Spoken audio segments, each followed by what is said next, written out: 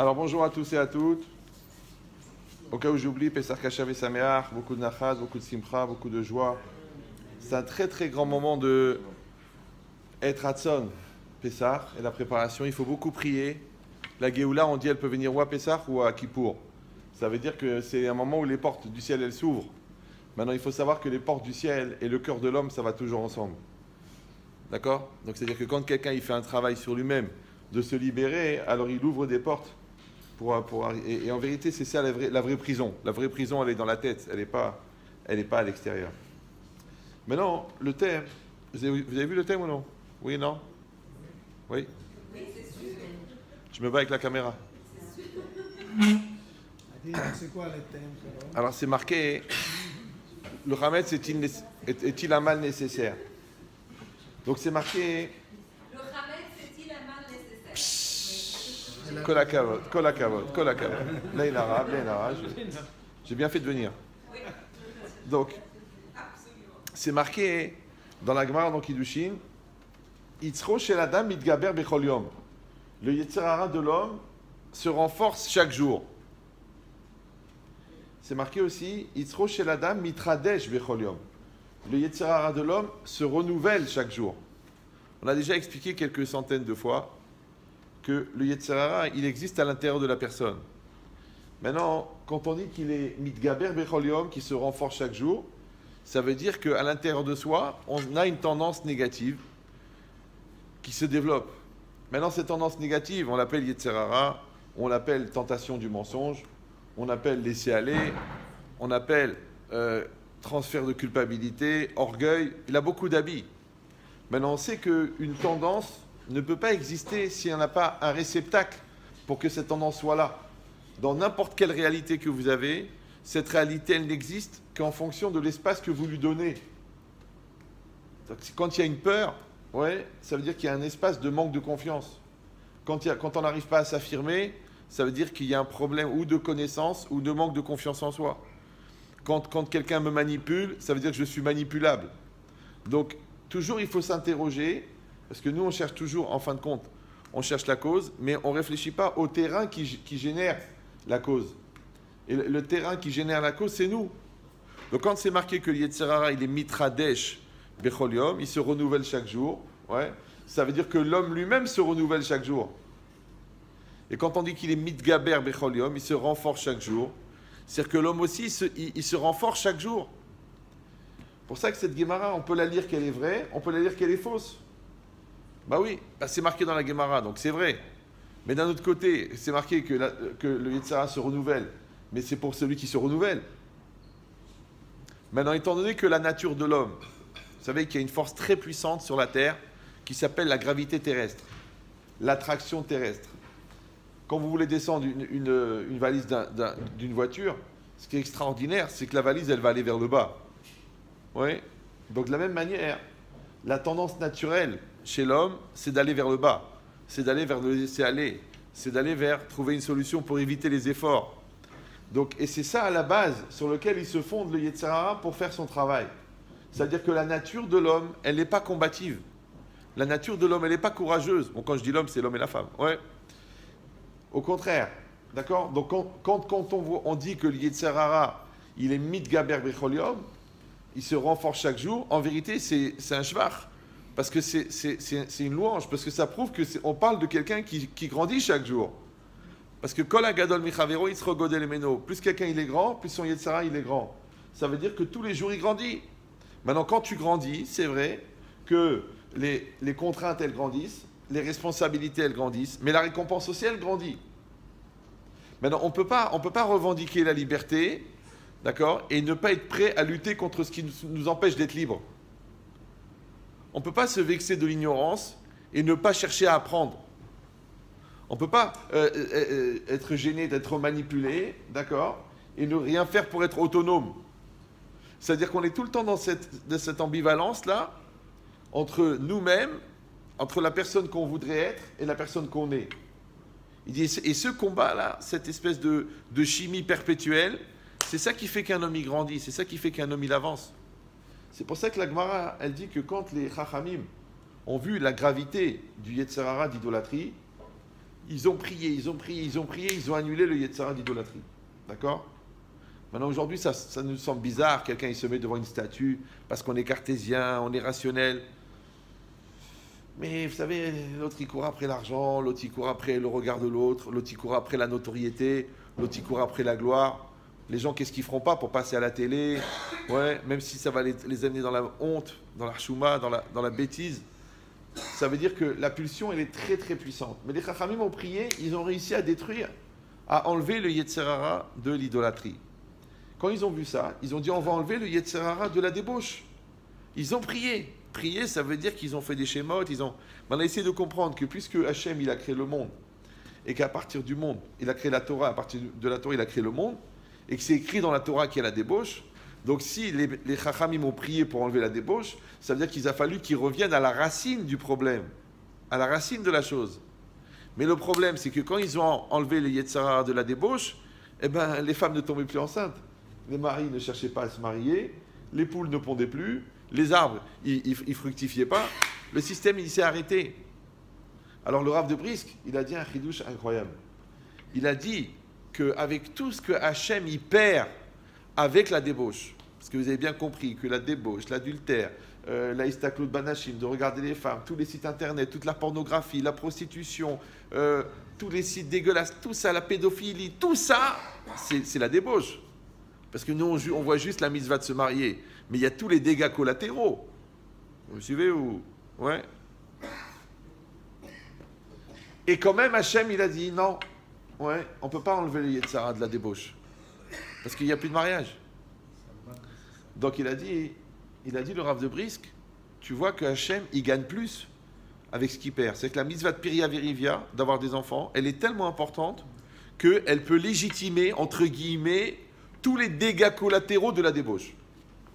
Maintenant, tu dois penser à toutes les femmes qui sont violées dans le monde, à toute la prostitution, à tous les enfants qui sont prostitués, à toutes les photos qu'il y a sur Internet, à toutes les images qui sont véhiculées, à toutes les tendances, à tous les gens tordus, à tous les pédophiles, tout ça, tu dis ok, mais il y a la mitzvah de Piria Verivia. Donc maintenant, il y a deux manières. Soit on n'a pas compris la gravité de la débauche, soit on n'a pas compris la valeur de la mitzvah. Puisque Hachem, il a dit animé vater. Ça veut dire ok, j'accepte. On accepte les dégâts. Ouais. Et dans tout, c'est pareil. Parce que dans l'absolu, quand quelqu'un se marie, ouais, un jeune couple encore là, il y a une semaine, ils sont venus, Rav Chetri, on ne sait pas, on veut se marier, mais c'est difficile, la parnassa. Je dis, mais vous voulez vous marier, oui ou non? Il m'a dit oui. Je dis, est-ce que vous faites des bêtises ensemble? Non. Je dis, alors vous avez un projet de Kedusha, aujourd'hui dans le monde. C'est énorme. Donc il ne faut pas avoir peur. Maintenant, vous n'avez pas confiance en vous. Alors, les parents aussi, ils n'ont pas confiance parce qu'ils voient que vous êtes des bébés. Mais si vous êtes fort et que vous avez un projet de Kedusha, la Kedusha, elle amène la bracha elle amène la parnassa. Les choses, elles roulent. Ouais. Comme le contraire, c'est que la débauche amène la pauvreté. Parce que la débauche, c'est le gaspillage de vie. Et le gaspillage de vie, c'est qu'on enlève ce qui justifie la vie. Et qu'est-ce qui légitimise la vie? C'est la bracha. Donc tu reçois la bracha parce que tu es dans la Kedusha. Donc les deux systèmes, ils marchent très bien. Ils fonctionnent. Ouais. Seulement l'idée, c'est d'accepter la dimension dynamique. C'est ça le problème. Parce que nous, on croit, c'est une grave erreur que l'on fait, qu'on croit que pendant qu'on réfléchit, la situation n'évolue pas. Ouais. Que tant qu'on n'a pas pris la décision, alors la situation ne pourrit pas. On croit que tant qu'on n'a pas le temps de réfléchir à l'enfant, il ne change pas. C'est faux. C'est ça le problème. C'est que le monde est en mouvement. Tu as une affaire qui se propose. Tu la signes ou tu la signes pas? Ah, c'est pas évident. Il y a des ratés, papa. Les vraies opportunités, elles durent des minutes, elles durent des heures, elles ne durent pas des mois. Tu ne vas pas trouver un appartement à 60% du prix qui va rester 2 ans dans les agences. Il va rester 1 seconde. Parce que le gars, il divorce, parce qu'il a besoin de vite d'argent, parce qu'il a un problème avec sa société, il a bazardé. Ah, tu dis, oui, mais j'ai besoin de réfléchir. C'est pas pour toi ce genre de business. Maintenant, comme il y a des opportunités qui se présentent dans le business, il y a des opportunités qui se présentent dans la vie. Tu peux rencontrer une fille, elle est extraordinaire. Oui, mais elle n'est pas exactement belle comme je voulais, tout ça. Ok, maintenant tu as toute la hmarotte du monde. Mais celle-là, elle est sérieuse, elle est pure. Elle est investie, elle est intelligente, elle est généreuse, elle est religieuse. Vas-y, fonce. Ah oui, mais elle est un peu timide. Mais heureusement qu'elle est timide, parce que tu n'as pas compris que l'autre, si elle n'est pas timide, c'est parce que sa timidité, elle l'a perdue dans des circonstances qui ne sont pas atténuantes. Vous voulez pas un dessin? D'accord? Donc ça veut dire quoi? Ça veut dire que l'ouverture d'esprit, c'est pas que l'esprit qui s'ouvre. D'accord? Donc, le contraire, que la personne, ouais, elle arrive à voir que la réalité, elle est en mouvement. Donc c'est ça qui est compliqué, c'est pas seulement qu'à l'instant T, on te demande d'être intelligent, c'est qu'à l'instant T, T1, T2, T3, T4, encore tu dois être encore intelligent, encore tu dois être encore intelligent, encore tu dois être intelligent. C'est ça le problème, c'est que la vie elle bouge, que les enfants grandissent, que les parents vieillissent, que le business il change, qu'il se déplace, que les populations elles font, que le dollar il bouge. Pourquoi on n'a pas fait un truc en photo? Pourquoi on n'a pas fait que ça s'arrête jusqu'à ce que j'ai décidé? Il n'y a pas. C'est en mouvement, ouais. Donc ça veut dire, vous avez compris, que on dit que l'intelligence, en philosophie, l'intelligence c'est la capacité d'adaptation. Donc la bêtise, c'est d'être inadapté. Maintenant l'intelligence, ouais, c'est que si ta vie elle bouge, il faut que tu bouges avec ta vie. Maintenant tu ne peux pas avoir une maturité de 14 ans, oui, pour des épreuves de 30 ans, ça ne marche pas. Tu ne peux pas avoir une culture de 18 ans pour des questionnements de 35 ans. Donc, tu es obligé de faire évoluer ta personne et évoluer ta culture en même temps que la vie, elle évolue. Sinon, tu seras toujours à côté. Donc, c'est pour ça que c'est marqué que Yitzro chez la dame Mitgaber. Ça veut dire que tu es obligé de grandir. Tu es condamné à être. Tu es condamné à devenir. Mais si tu fais un arrêt sur image, ne crois pas que la vie, elle va s'endormir. Ne crois pas que le problème, il va s'éteindre. Ne crois pas qu'il y a un bouton pour marquer pause. Il n'y a pas de pause. Il n'y a pas. Il n'y a pas. Ouais. Et je vais dire pire encore. C'est que le problème, c'est la solution. Pourquoi? Parce qu'on a dit que le problème, c'est quoi? C'est que le monde ne s'arrête jamais. Donc, tu es obligé de grandir en même temps que le monde. Tes enfants, ils grandissent, tu es obligé de grandir avec eux. OK. Mais d'un autre côté, c'est ça la solution. Parce que la seule solution pour être adapté, c'est justement de continuer à courir après. C'est comme à la yeshiva. Ouais. Toi, tu te crèves pour essayer de suivre le shiur du Rav, pour comprendre le shiur du Rav.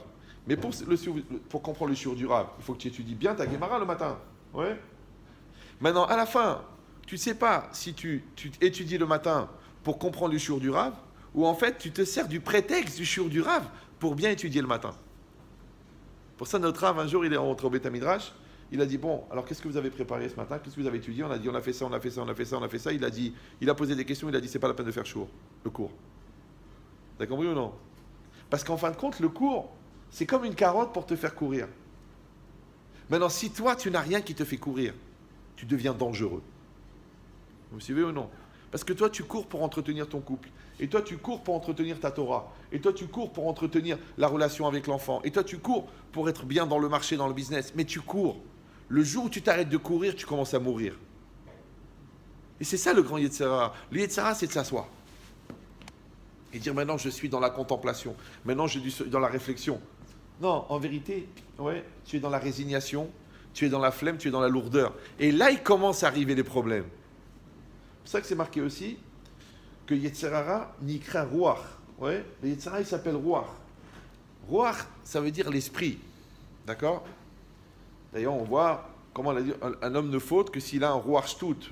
D'accord? Et le Yetzer Hara, il est au niveau de l'esprit, il est dans le Ruach. Ruach, ça s'écrit Resh Vav Vav. Ça s'écrit comme Revach. Revach, ça veut dire espace. Mais ça veut dire aussi bénéfice. Revachim. Oui? Ça veut dire que le Yetzer Hara ne peut exister que dans le Revach, que dans l'espace. Maintenant, comment il va t'attirer pour te faire fauter? À cause du Revach, à cause du bénéfice. Vous me suivez ou... Oui? Ça veut dire que s'il y a une place à l'intérieur, s'il y a un vide à l'intérieur, s'il y a un vide entre toi et ta femme, s'il y a un vide entre toi et ton enfant, s'il y a un vide entre toi et toi-même, il y a la place pour le Satan. Ouais? Ruach. Maintenant, encore une fois, le terrain du Yetzer Hara, il s'appelle aussi l'orgueil. C'est pour ça qu'il s'appelle Gassé à Ruach. D'accord? C'est pour ça que l'orgueil, c'est une des plus grandes clés pour voir le niveau du Yetzer Hara de quelqu'un. Je vous expliquais déjà que l'orgueil, c'est la dignité des nuls. Vous vous rappelez de ça ou non? Non? Vous vous rappelez? Ah, il y a des gens qui révisent. Bon, Hachem. Ouais. Lui, parce que lui, il fait tous les tape records. Ça veut dire que quelqu'un qui est orgueilleux, c'est quelqu'un qui ne veut pas faire l'effort de devenir. Donc il se met une image de quelqu'un qui crie, ou de quelqu'un qui insulte, ou quelqu'un qui terrorise. C'est normal, parce qu'il n'y a rien derrière. Donc il n'avait pas besoin de crier, puisqu'il a la dignité. Il n'a pas besoin de crier, puisqu'il a le respect de lui-même. Il n'a pas besoin de crier, parce qu'il a une valeur personnelle. Mais quand il n'a ni la dignité, ni la valeur personnelle, ni la connaissance, il est obligé de crier. Ça s'appelle la dignité des nuls. Vous me suivez ou... D'accord. Maintenant, qui c'est qui a besoin de l'extérieur pour cacher l'intérieur? Celui qui n'a pas d'intérieur. Donc c'est pour ça aussi que le Yetzer Hara, il s'appelle Melech HaDimayon. Le Dimayon, ça veut dire l'illusion, mais le Dimayon aussi, c'est ce qui apparaît à l'extérieur. Donc c'est le faux semblant, c'est le décor, ouais, c'est l'ambiance, c'est le cadre, c'est l'image. Maintenant, il a la barbe, il a le chapeau, tu dis waouh, un kadosh, mais Rav, comment je pouvais imaginer? L'autre, il est venu avec le costume, avec la voiture, j'ai dit, je pensais que c'était un sérieux. L'autre, il m'a amené les cartes, les banques et tout ça, j'ai cru que c'était. Mais toute la force de l'escroc, c'est qu'il a une tête d'honnête homme. Parce que s'il avait une tête d'escroc, qui c'est qui va signer? Vous suivez ou non? Donc, le Yetzer Hara, il a une tête d'honnête homme. D'ailleurs, le plus haut niveau de sophistication de la Avera, c'est quand le Yetzer Hara, il te convainc que tu es en train de faire une mitzvah. Vous me suivez ou non? Cette femme, elle est malheureuse, elle a un mari méchant, pervers, narcissique. Toi, tu lui apportes un petit peu de soutien, un peu d'attention, un peu d'affection. Et bien, si quelque part, ça se termine en mettant les choses à plat, ou en superposant les idées, parce qu'il faut mettre les choses à nu, pour bien être clair. Ouais. Après, tu dis, mais comment on en est arrivé là? Mais comment c'est possible? Tu es marié, tu as 5 enfants, moi je suis marié, j'ai 4 enfants. Parce que tu es venu plein de bonnes intentions. Pour une mitzvah, pour amener de la joie dans le cœur de cette femme, ou de ce mari, ou de ce monsieur qui est malheureux avec cette folle. Ouais. Donc ça veut dire que le dernier étage, le dernier niveau, la Madrega Eliona de Yetzer Hara, c'est la mitzvah. C'est pour ça qu'à chaque fois que tu fais une mitzvah, il faut que tu réfléchisses et cette mitzvah, elle ne contient pas une avéra. Et dans tout, c'est pareil. Pourquoi? Parce qu'encore une fois, c'est le Melech HaDimayon. D'accord? Donc toi, tu dois réfléchir. Est-ce que moi-même, je ne me moque pas de moi-même? C'est les effets spéciaux au cinéma. Ils font des effets spéciaux. Toi, tu es sûr, tu vois arriver une armée qui t'attaque. Mais non, il n'y a rien. Il n'y a rien. Ouais. Moi, j'ai dit une blague. J'ai dit, vous savez comment ils font des effets spéciaux? Ils peignent une maison toute en vert, la couleur verte, et le gars, il tourne la scène, et sur le vert, ils arrivent à incruster dans l'image des dragons, des trucs. Et le gars, il se bat avec un dragon, mais en vérité, il n'y a pas de dragon. Ouais. Alors moi, j'ai dit une idée. Pourquoi le vert? Pourquoi c'est le vert qui produit cet effet-là? Ça ne marche pas le rouge, le noir, le bleu, ça ne marche pas, c'est le vert. Alors toujours, ils disent le vert, c'est la couleur de l'espérance. Ouais. Ça veut dire que la force du Yetzer Hara, c'est l'espoir. Vous me suivez ou non? Tu espères, tu voles en espérant de ne pas te faire attraper. Tu t'es fait attraper. Ouais, tu espères que ta femme, elle ne sera jamais au courant. Tu t'es fait attraper. Tu espères que tes parents, ils ne vont pas se rendre compte que tu ne vas pas à l'école. C'est ton espoir qui t'a attrapé. C'est-à-dire qu'on ne peut pas fabriquer des effets spéciaux fondés sur le mensonge si on n'a pas le verre de l'espérance. La preuve, c'est comment les nazis, ils ont réussi à amener des millions de personnes à la mort. Ils leur ont pas dit on va vous tuer. Ils leur ont fait espérer qu'ils allaient s'en sortir. Ouais, celui qui rentre dans la forêt, il s'en sortira pas. Celui qui monte dans le camion, peut-être. Ils sont montés dans les camions. Après, il dit celui qui rentre dans le ghetto, il va s'en sortir. C'est l'autre, on va le tuer. Ils sont rentrés dans le ghetto. Après, il dit celui qui a une carte de travail, il va survivre. Alors, ils ont fait les cartes de travail. Après, on a dit celui qui est prêt à payer telle somme et telle somme, peut-être il va s'en sortir. Ils ont payé. Après, ils sont montés dans le train. On leur a dit l'espoir de vous emmener dans des camps de travail à l'est. Après, quand ils sont sortis, on leur a dit attention, ceux qui marchent à pied et ceux qui montent dans le camion. Ouais. Et dans la chambre à gaz, on leur a dit allez prendre une douche. Ils avaient encore l'espoir qu'ils vont s'en sortir. Ils sont morts. En fin de compte, ils sont morts de quoi? Ils sont morts d'espoir. Si vous allez dire ouais, mais c'est vachement compliqué. Parce que s'il n'y a pas d'espoir, on ne peut pas vivre. Et c'est ça la force. C'est ça le problème. C'est que sans espoir, tu ne peux rien faire. Mais sans espoir, tu ne peux pas te désespérer. Je vous ai dit déjà 1 million de fois. Un espoir au singulier, désespoir au pluriel. Ça a l'air d'un jeu de mots. Ouais. Mais moi, les jeux de mots, j'ai arrêté avant ma naissance. Tout ce que je vous dis, il y a un chidouche dedans. Même les blagues, il y a des chidushim. Mais les gens, ils croient que c'est des blagues. Tant pis pour eux. Ouais. Mais c'est ça l'idée. C'est que l'espoir, c'est la seule manière de s'en sortir. Et l'espoir, c'est la seule manière de se faire avoir. J'ai pas fini le cours. Sinon, à quoi ça sert que je viens? Ça veut dire que... Pourquoi? Parce que l'espoir, il a un mot en hébreu. Il s'appelle la Emouna. Donc si on n'avait pas de Emouna, on ne pourrait pas avancer. L'espoir, il s'appelle la confiance dans l'autre. Sinon, on ne pourrait pas avancer. L'espoir, il s'appelle l'espoir que le business, il va bouger. Donc on est obligé de croire. On est obligé de croire. Mais le problème, c'est que la croyance, c'est ce qui nous sauve et c'est ce qui nous plante. Alors comment tu vas faire? Mais c'est très simple. C'est seulement de savoir, quand tu crois dans quelque chose, oui, si tes références, elles sont bonnes ou elles sont mauvaises. Vous me suivez ou... D'accord? Ça veut dire que les gens, ils avaient un fond que quand même, ils savaient que ce qui se passait, c'était pas normal. Ils voyaient bien que les nazis tuaient les gens dans la rue. Le problème, c'est que tu as besoin de croire. D'ailleurs, il y a deux choses qui ne coûtent rien et qui se vendent très bien. C'est la haine et l'espoir. Tu peux vendre de la haine à quelqu'un. Il est prêt à payer pour avoir le droit de haïr. Ouais. Et tu peux vendre de l'espoir à quelqu'un. Parce qu'il est prêt à payer du moment qu'il y a peut-être une solution que ça va arriver. Donc la question, c'est de savoir à qui tu achètes l'espoir. En qui tu donnes ton espoir. Et en quoi tu espères.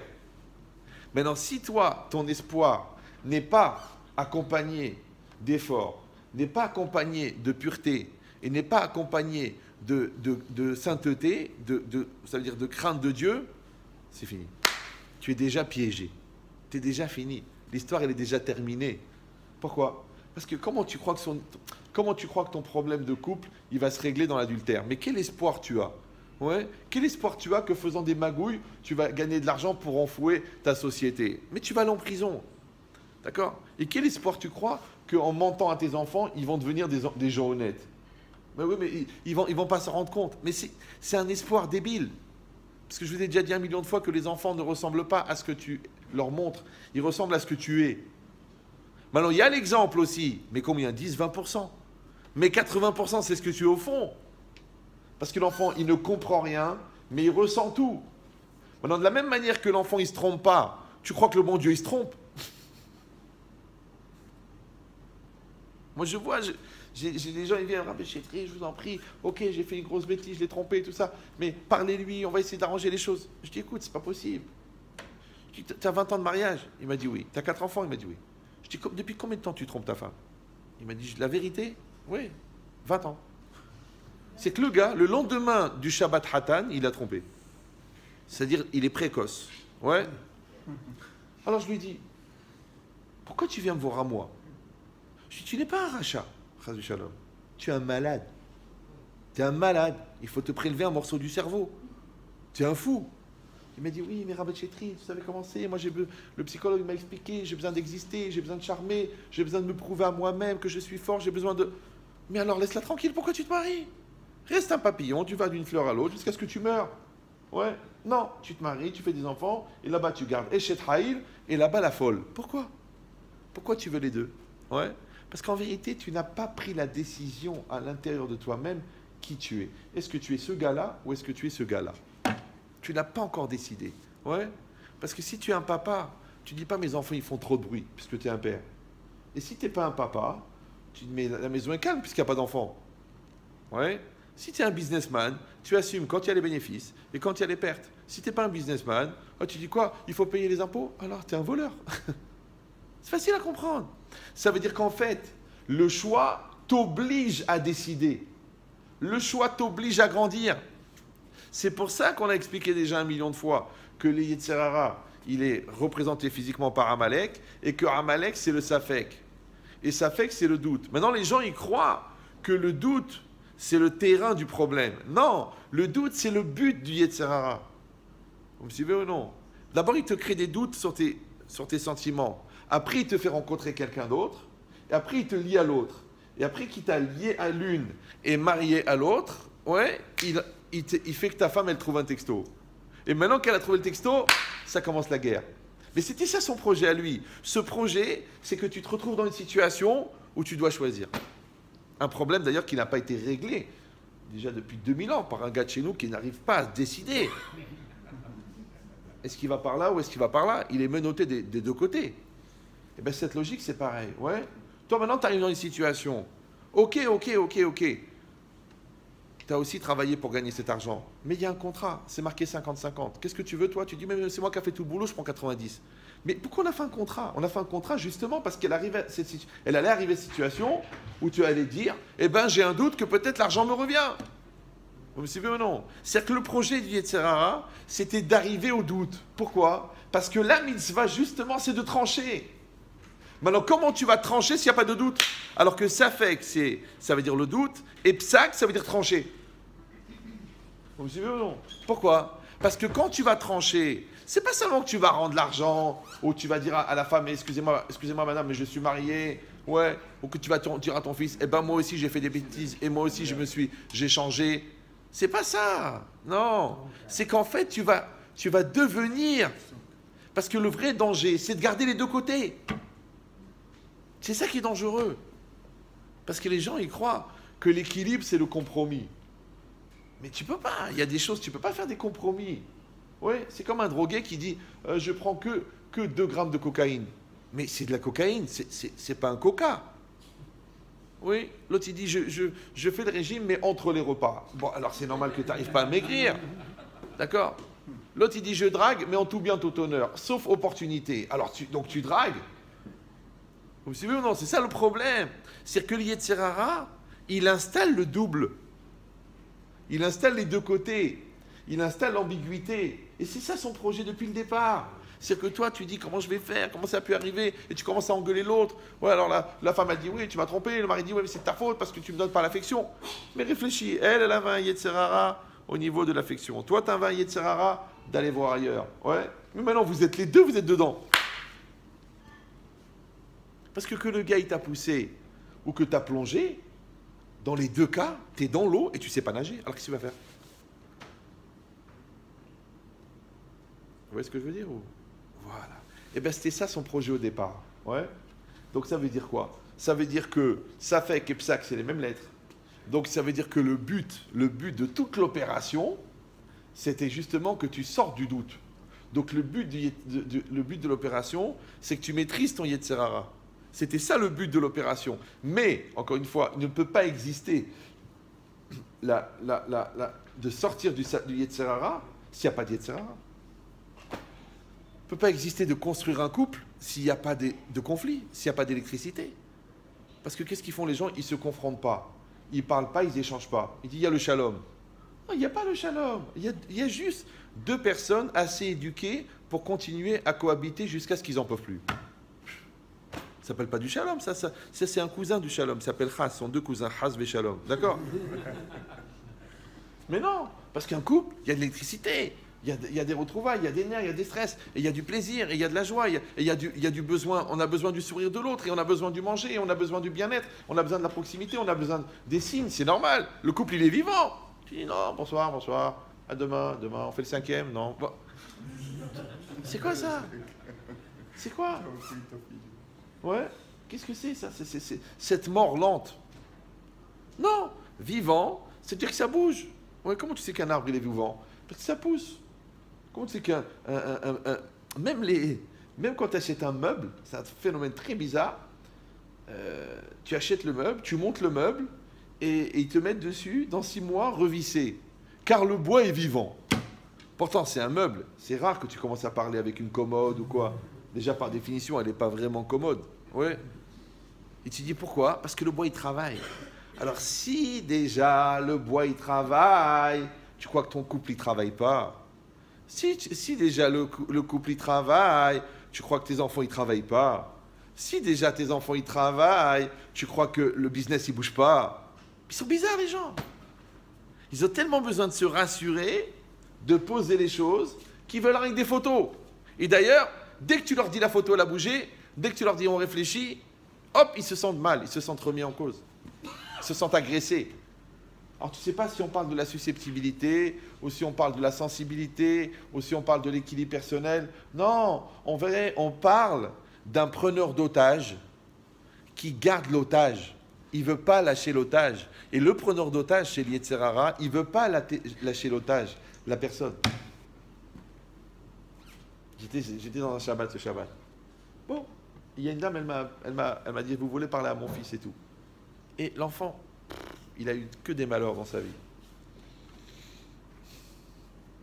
Mais moi, ce que je voyais, c'est qu'il n'y a pas eu l'aide d'Hachem. Depuis le départ, tout a été fait à l'envers. Maintenant, le problème, c'est que quand tu enlèves l'aide d'Hachem, ce que toi, tu trouves normal, l'équilibre, les circonstances, tomber sur le bon docteur, avoir des bons amis, des gens qui ne vont pas abuser de tes enfants, tout ce que tu trouves normal, c'est pas normal. Ça s'appelle qu'il y a la Shekhina dans ta maison. Ça s'appelle qu'il y a la présence divine. Ça s'appelle qu'il y a le shalom. Donc quand tu arrives à des situations tellement tordues, tu dis, mais c'est une qui entraîne l'autre, et d'un malheur à l'autre, d'un truc à l'autre, tu dis, mais c'est pas possible. Mais depuis quand vous avez enlevé la prise? Parce que je peux vous le dire, hein, même si vous avez acheté des aliments de très bonne qualité, si vous enlevez la prise du frigo et vous revenez dans un mois, mais tout est pourri. Pourtant, le frigo, vous l'avez payé 2700 €, un truc électronique, ouais. La nourriture, c'est de la très bonne qualité, mais il n'y avait pas le courant. Ça pourrit, ça dégénère. Tu dis, mais attends, il y a des vers dans ma maison, il y a de la moisissure, c'est pas possible. Bah, tu vois, l'enfant, il dégénère. Tu vois, ton mari devient fou, tu vois, mais parce qu'il manque, il y a des règles. N'importe, c'est des règles de base. Je comprends pas, tu comprends les règles d'hygiène physique, les règles d'hygiène sanitaire, il faut quand même se laver de temps en temps, ouais. Les règles d'hygiène médicale, bah, s'il y a une blessure, il faut désinfecter. Alors pourquoi il n'y a pas des règles d'hygiène morale? Pourquoi il n'y a pas des règles d'hygiène spirituelle? Ouais. C'est très intéressant. Les goïms, ils comprennent très bien ça. Ils ne voient pas la différence. Ils disent, c'est normal, il faut une hygiène morale. Tu n'as pas une hygiène morale, tu pars en sucette. D'accord? Et l'autre, il va dire, allez, arrête tes bêtises, encore de la religion. Mais en vérité, ce n'est pas de la religion, c'est de la cohérence. Ça veut dire que c'est une chose normale. Pourquoi? Parce qu'on a déjà expliqué 1 million de fois que Derech Eretz kadma la Torah. Alors les gens, ils croient que ça veut dire la politesse, elle passe avant la Torah. Non, Derech Eretz, c'est que tu dois fabriquer ta silhouette psychologique, ouais, en préliminaire à l'outil que la Torah va te donner. Je ne sais pas si vous me suivez. Ça veut dire que toi, tu dois avoir 2 pieds, 2 jambes, 2 bras, un tronc, une tête, des mains. Et dessus, on va mettre un talit. Et dessus, on va mettre des téphilines. C'est comme si tu veux écrire un livre. Ok, le stylo, il te donne des possibilités extraordinaires. Mais il faut avoir une main pour tenir le stylo. Maintenant, toi, tu fabriques la main. C'est des khéretz. Et Hachem, il te donne les téphilines. Ça s'appelle Kadma la Torah. Et la Torah, elle va faire de l'effet. Moi, j'ai un copain, moi, qui est un vrai Talmid Chacham. Pas comme moi, un vrai. Et à un moment, il a eu une fragilité. Bon, il a beaucoup étudié, il était très fatigué, quelqu'un qui réfléchissait beaucoup. Il a une fragilité, il a eu une dépression. Il a été voir 10 rabbanim. 10. Un, il lui a dit c'est un tikkun, l'autre, il a dit faut attendre, l'autre, il a dit allume des veilleuses, l'autre, il a dit tue ta femme. Enfin, chacun, il a trouvé. Mais il y en a un, il a été honnête. Il lui a dit ça, c'est pas un truc que la Torah, elle peut régler. Tu vas chez un psychiatre, un psychologue, il va t'aider. Tu vas t'en sortir, tu vas enlever tes peurs, tes stress, l'ombre de ton père qui est trop épaisse, et après tu vas continuer à faire les mitzvot. D'accord? Il ne faut pas mentir à la personne de croire que la Torah, elle règle tout.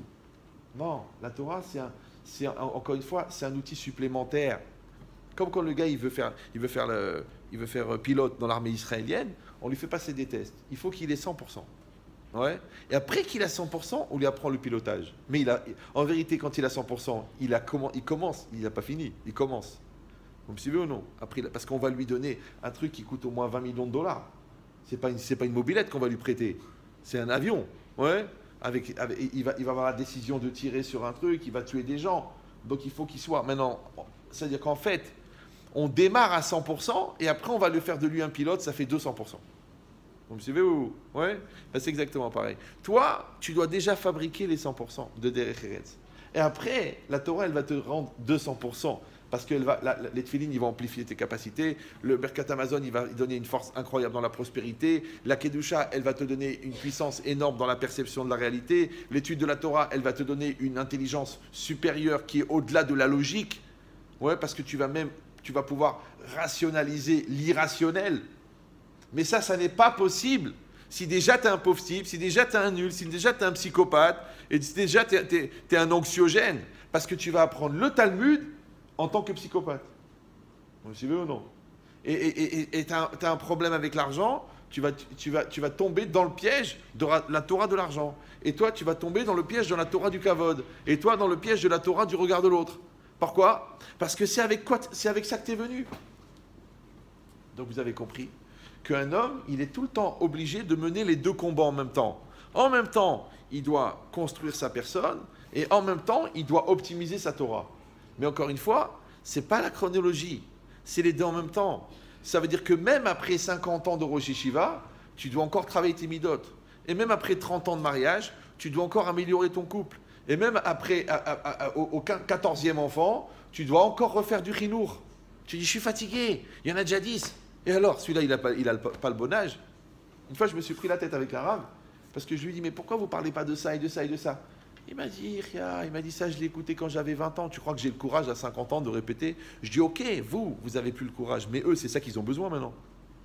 Maintenant, eux, tu leur fais un truc sophistiqué, du Pahad Yitzhak, d'un diouk, dans le Zohar, d'où est-ce qu'on peut savoir que le Gilgoul de... Mais le gars, il respecte même pas sa femme. Tu es en train de lui expliquer les Gilgoulim. Celui-là, il n'a même pas la kavana dans la prière. Tu es en train de lui expliquer le diouk du Mishnat Rabbi Aaron. Mais d'abord, comment tu veux construire un immeuble s'il n'y a pas les fondations?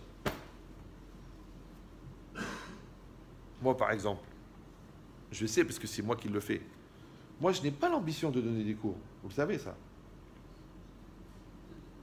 Moi, je ne donne pas des cours.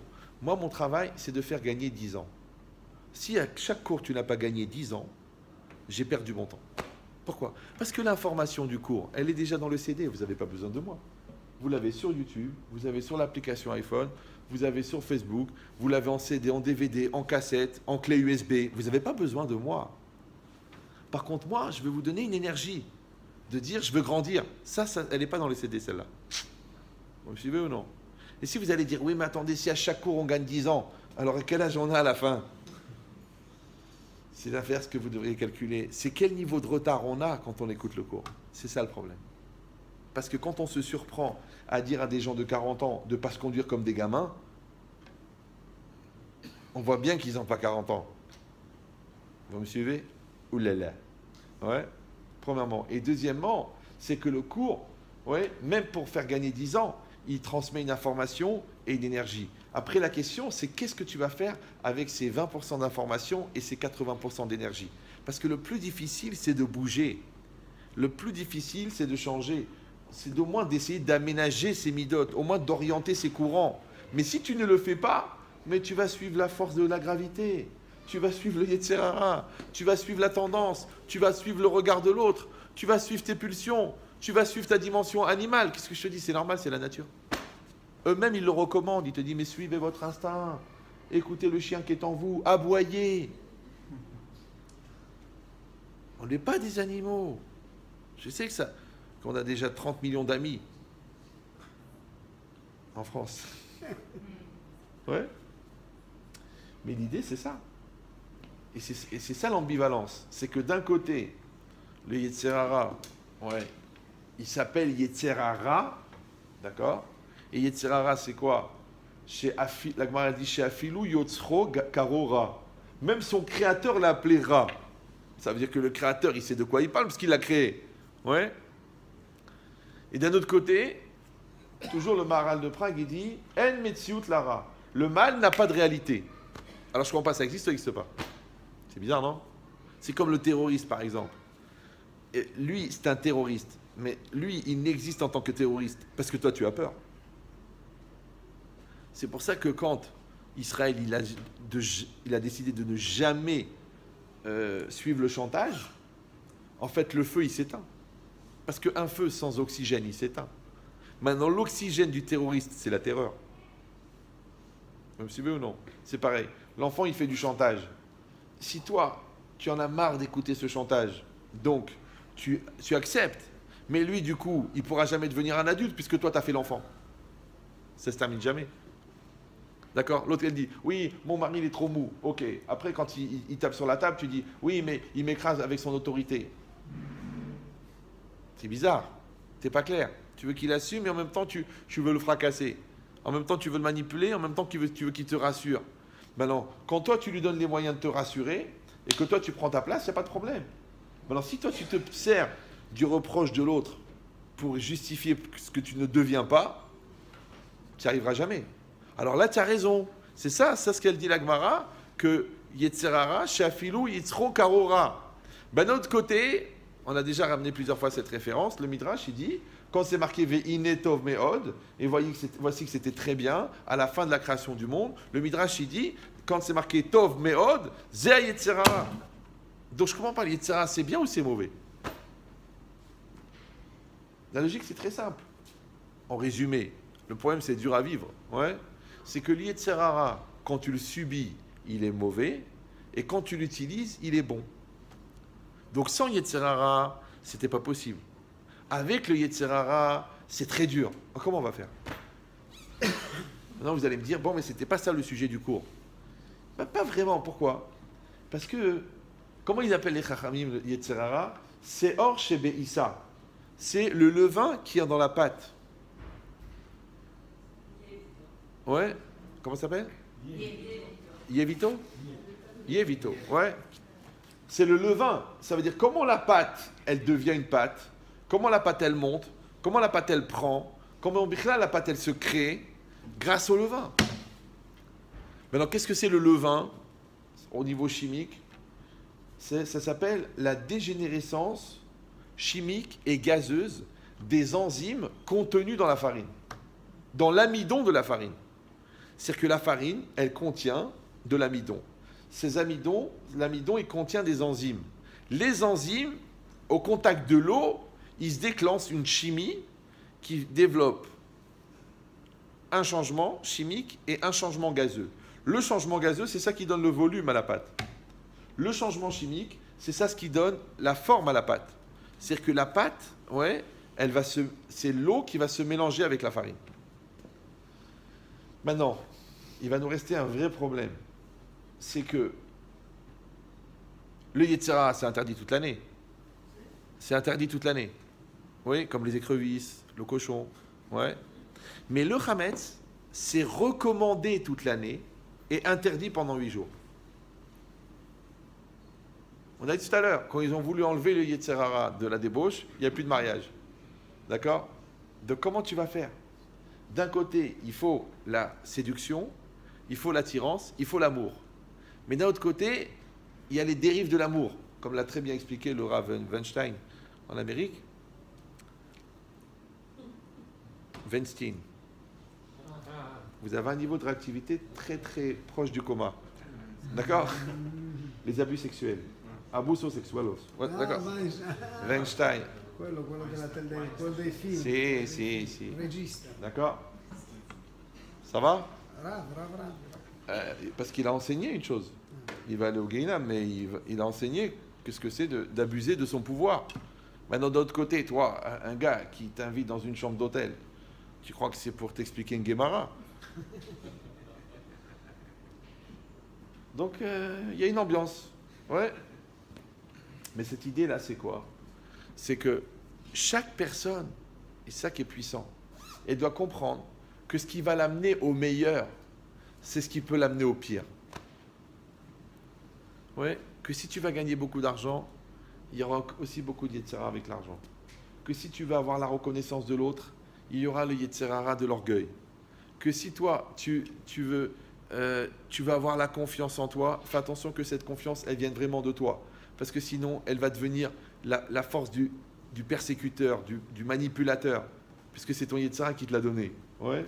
C'est-à-dire qu'à chaque fois qu'une force, elle est subie et non pas utilisée, elle devient un danger. Maintenant, le problème, c'est que pour l'utiliser, il faut la maîtriser. D'accord? Ben, c'est exactement pareil. On a expliqué déjà plusieurs fois que la pâte, c'est de l'eau et de la farine. L'eau toute seule, elle est bonne. La farine, elle est bonne. Maintenant, si vous mettez la farine à sec sous vide, elle peut rester 120 ans, 120 ans. Si vous prenez l'eau bien fermée, elle peut rester longtemps. Mais quand vous les mettez les deux en même temps, hop, ça commence. Ça commence. Pour ça que quand on fabrique les matzot, dès qu'on met l'eau et la farine, on appuie sur le chronomètre. Ça veut dire quoi? C'est-à-dire que le facteur temps, il ne va agir que quand on est dans le mélange. Maintenant, tout ce qu'on produit dans la vie, c'est le fruit d'un mélange. Même Albert, ouais, il a dit que le secret de l'univers, c'est le mouvement. D'accord? Et le mouvement en physique, c'est quoi? C'est ce qui est produit par la contradiction de deux forces opposées. Il y a une force qui s'appelle le poids, donc ça pèse 100 kg. Il y a une force qui s'appelle la pression, de 100 kg. Alors ça bouge. Ça ne peut pas bouger s'il n'y a pas deux choses. Il y a toujours deux. À l'intérieur de toi, il y a quelqu'un qui veut grandir et il y a quelqu'un qui veut faire l'enfant.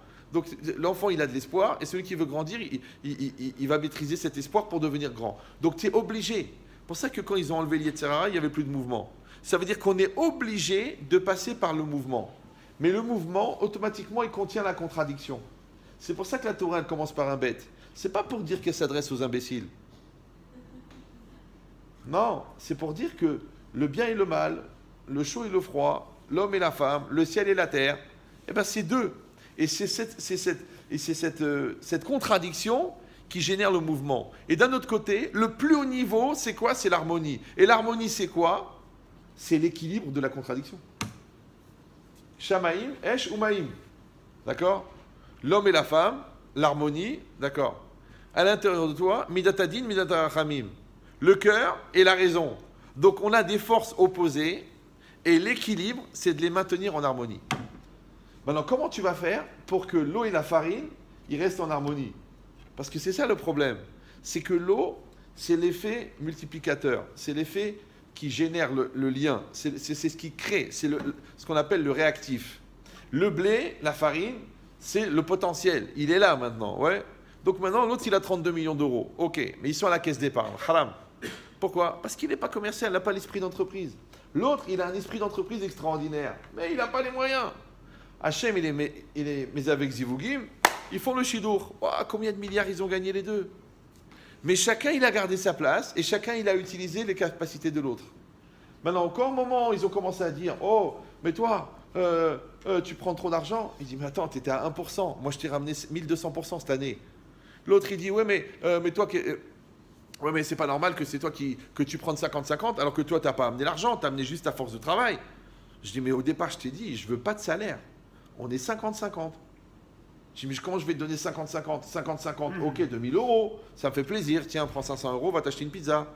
Mais 50-50 de 1 milliard d'euros, c'est presque exagéré. Mais ce milliard d'euros, il est né de tes 10 millions d'euros.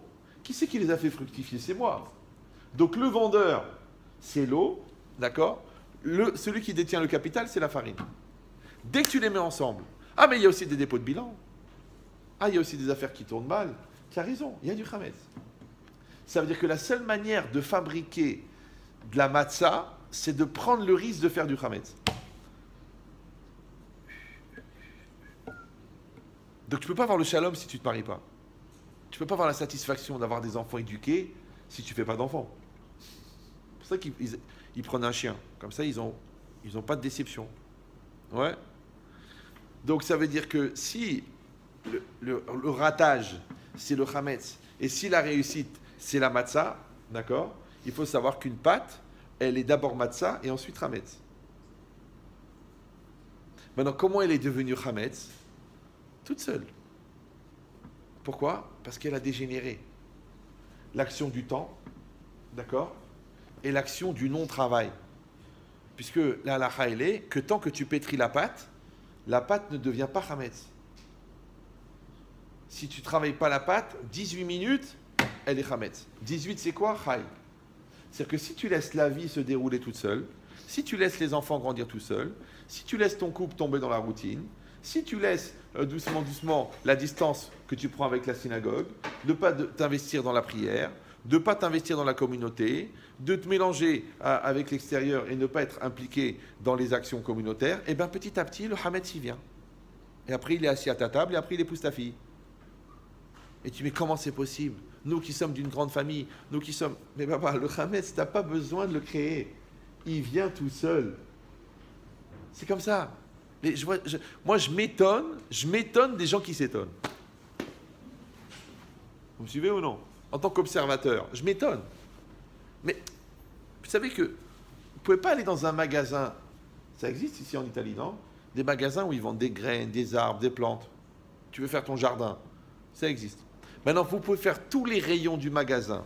Il y a des graines de tulipes, des graines de roses, des graines d'orchidées, mais il n'y a pas des graines de mauvaises herbes. Personne ne vend ça. C'est très bizarre. Ouais. Non, c'est pas une blague. Puisque Kol Ha'olam Mashalim, le monde entier, ce ne sont que des exemples. Combien de tonnes de désherbants on utilise depuis des centaines d'années, et il y a encore des graines de mauvaises herbes. Il y en a encore. Ça ne s'arrête jamais. Ouais, pourquoi? Parce que comme la gravité terrestre, c'est une loi immuable, comme la négation, c'est une loi immuable. C'est-à-dire que le mal, il va se développer tout seul, mais le bien, c'est toi qui dois le construire. Tu veux un champ de blé, il faut le planter. Tu veux des fleurs, il faut travailler. Ouais, c'est comme ça. Tu veux des bonnes midotes, il faut les acquérir. Tu veux des mauvaises midotes, reste naturel. Tu veux dire la vérité, il faut faire un effort. Tu veux mentir, laisse venir les choses. Direct, nature. Incroyable. Pourquoi? Parce que le Hametz, il se développe tout seul. Ça s'appelle la dégénérescence des enzymes. Oui. Donc dès que tu as mis l'eau, ça devient du Hametz. Comment tu as fait? Rien. 18 minutes. Chai. Rien que tu as laissé les choses. Ouais. C'est pas, il ne vient pas chez moi. Oui, Rav Chetri, j'ai plus de sentiments, j'ai plus. Mais c'est t'as laissé pourrir ton couple. Pas d'investissement, pas de dialogue, pas de soirée en commun, pas de projet, pas de solidarité, pas de bonté, pas de reconnaissance. Après, tu viens, tu dis, je ne suis plus très sûr de mes sentiments. Mais qu'est-ce que tu veux, toi? Mais moi, je vous le dis, hein, ne le prenez pas mal. Hein. Mais vous savez, quand vous avez fait la peinture, elle était magnifique, la maison. Vous avez accroché les tableaux. Quand vous allez décrocher les tableaux, vous allez voir que la couleur en dessous du tableau, elle n'est pas la même que sur le mur. Qui c'est qui a jauni en dessous le tableau? Qui c'est qui a rendu jaune le plafond de la cuisine? Mais t'as cuisiné, non? Tu dis, mais on a une hotte. Mais t'as une hotte, mais la graisse, elle se cumule. C'est pareil. Là où la peinture, elle est directement à la lumière, elle va s'oxyder différemment que celle qui est protégée de la lumière. Donc celle qui est derrière le tableau va pas être pareille. Alors si déjà, c'est un calvaire mort, ouais. Si déjà tu vois ça, tu crois que ton couple il n'est pas en train de jaunir? Je sais pas comment les gens ils sont baha. Vous comprenez ce que je veux dire ou non? Ce que je veux dire, c'est de la religion. Mais non, c'est du bon sens. Tu mets pas un peu de fantaisie, un peu de kiff, un peu de poésie. Khalet. Tu dis ouais, mais on n'est pas. Oh, maintenant on est religieux. Mais quel rapport avec la religion? La religion, ça veut dire triste. Non, tu dois encore plus être fort, et encore plus être sympathique, et encore plus ma chérie, mon amour, mon cœur, ma vie, et trouver des moyens et faire des voyages, encore plus. Pourquoi? Parce que quand tu augmentes dans la Kedusha, le Yitzhak, il augmente. J'ai vu des gens, tout, ouais, avec la perruque, la barbe et tout ça, mais des niveaux, je dis, mais t'es un malade mental. Les gars, ils ont été faire des adultères, des tralouettes, dans des écoles, dans des communautés. Pourquoi? Mais c'est normal en vérité. Pourquoi? Parce que quand tu augmentes pas ta Kedusha, en même temps que tu augmentes ton niveau de connaissance ou ton image, le Yitzhak, il augmente. Comme l'enfant. Vous savez c'est quoi le problème de l'adolescent? C'est qu'il a son corps qui est assez grand pour faire des bêtises, mais comme le cerveau n'a pas suivi, il n'a pas l'âge pour comprendre qu'il fait des bêtises. Eh bien peut-être que ton couple, il est adolescent. Peut-être que ton business, il est adolescent. Peut-être que ta teshuva, elle est adolescente. Donc il faut fabriquer une teshuva adulte. Maintenant, comment on fait pour que la teshuva devienne adulte? Eh bien, on travaille. Comment tu travailles? Tu pétris la pâte. Maintenant, la pâte, c'est un phénomène physique, chimique, que plus tu la pétris, plus le pain, il est bon. D'ailleurs, si vous prenez les halachot de motzi, sur quel pain on fait motzi, il faut que quand vous prenez la pâte, quand vous prenez la mie, quand vous déchirez, il faut qu'il y ait des fibres à l'intérieur.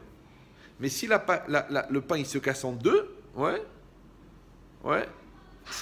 on peut pas faire motzi sur ça. Pourquoi? Parce que c'est pas du pain. Ça s'appelle une pâte brisée.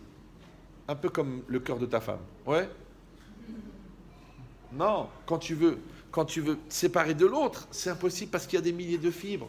Regarde les fibres, regarde le dialogue, la connexion, la compréhension, la dépendance, la solidarité, la remise en cause. Il y a des fibres, on peut pas. Si tu dis, ah bah c'est fini, ah bah j'ai plus de sentiments, salut, allez excuse-moi, tu veux voir avec l'avocat. Mais comment tu peux partir comme ça? Tu sais pourquoi? Parce que ton couple c'est une pâte brisée. C'est pas une pâte pétrie. Maintenant pourquoi il y a le mélange? Parce qu'il y a le levain. Et s'il y a le levain, il y a la chimie, s'il y a la chimie, il y a la fibre. Donc s'il n'y a pas de levain, il n'y a pas de fibre. Donc, ce qui est la cause de ton problème, ouais, c'est ça la solution. C'est ça le problème. C'est ça le problème, ouais. Si toi, tu n'es pas en échange avec ta chavouta, si tu n'es pas en bagarre, tu dis, bon, aujourd'hui, je fais la chavouta, j'étudie la Gemara tous les jours. Après, tu dis, c'est pas évident tous les jours, alors je fais une fois par semaine. Après, tu dis, j'écoute le Dafayomi sur Internet. Après, tu dis, bon, je vais faire Shne Mikrot Vechatargou. Après, tu dis, pareil que c'est pas évident que c'est Minatora. Alors tu dis, bon, moi je vais à la tfila. Après la tfila, tu l'as fait par routine. Après tu dis, ben j'ai eu un cas de force majeure, je ne l'ai pas fait. Puis après tu dis, bon, écoute, même la tfila, tu sais, c'est pas d'après tout le monde que c'est Minatora. Comment t'es passé d'étudier 6 heures par jour à te demander si tu vas faire la prière? Et ne croyez pas que c'est des choses qui n'arrivent pas. Ça arrive. Ouais. Pourquoi? Tu sais pourquoi? Parce que tu as arrêté de pétrir la pâte. Pétris ton couple. Pétris ta Gemara. Pétris ton business, pétris. Le gars, tous les jours, il vient, il travaille. Tous les jours, il rentre. Il voit comment on peut améliorer ça, on peut faire grandir ça. On peut. Vas-y, non, bonjour. Tu sais, j'en peux plus.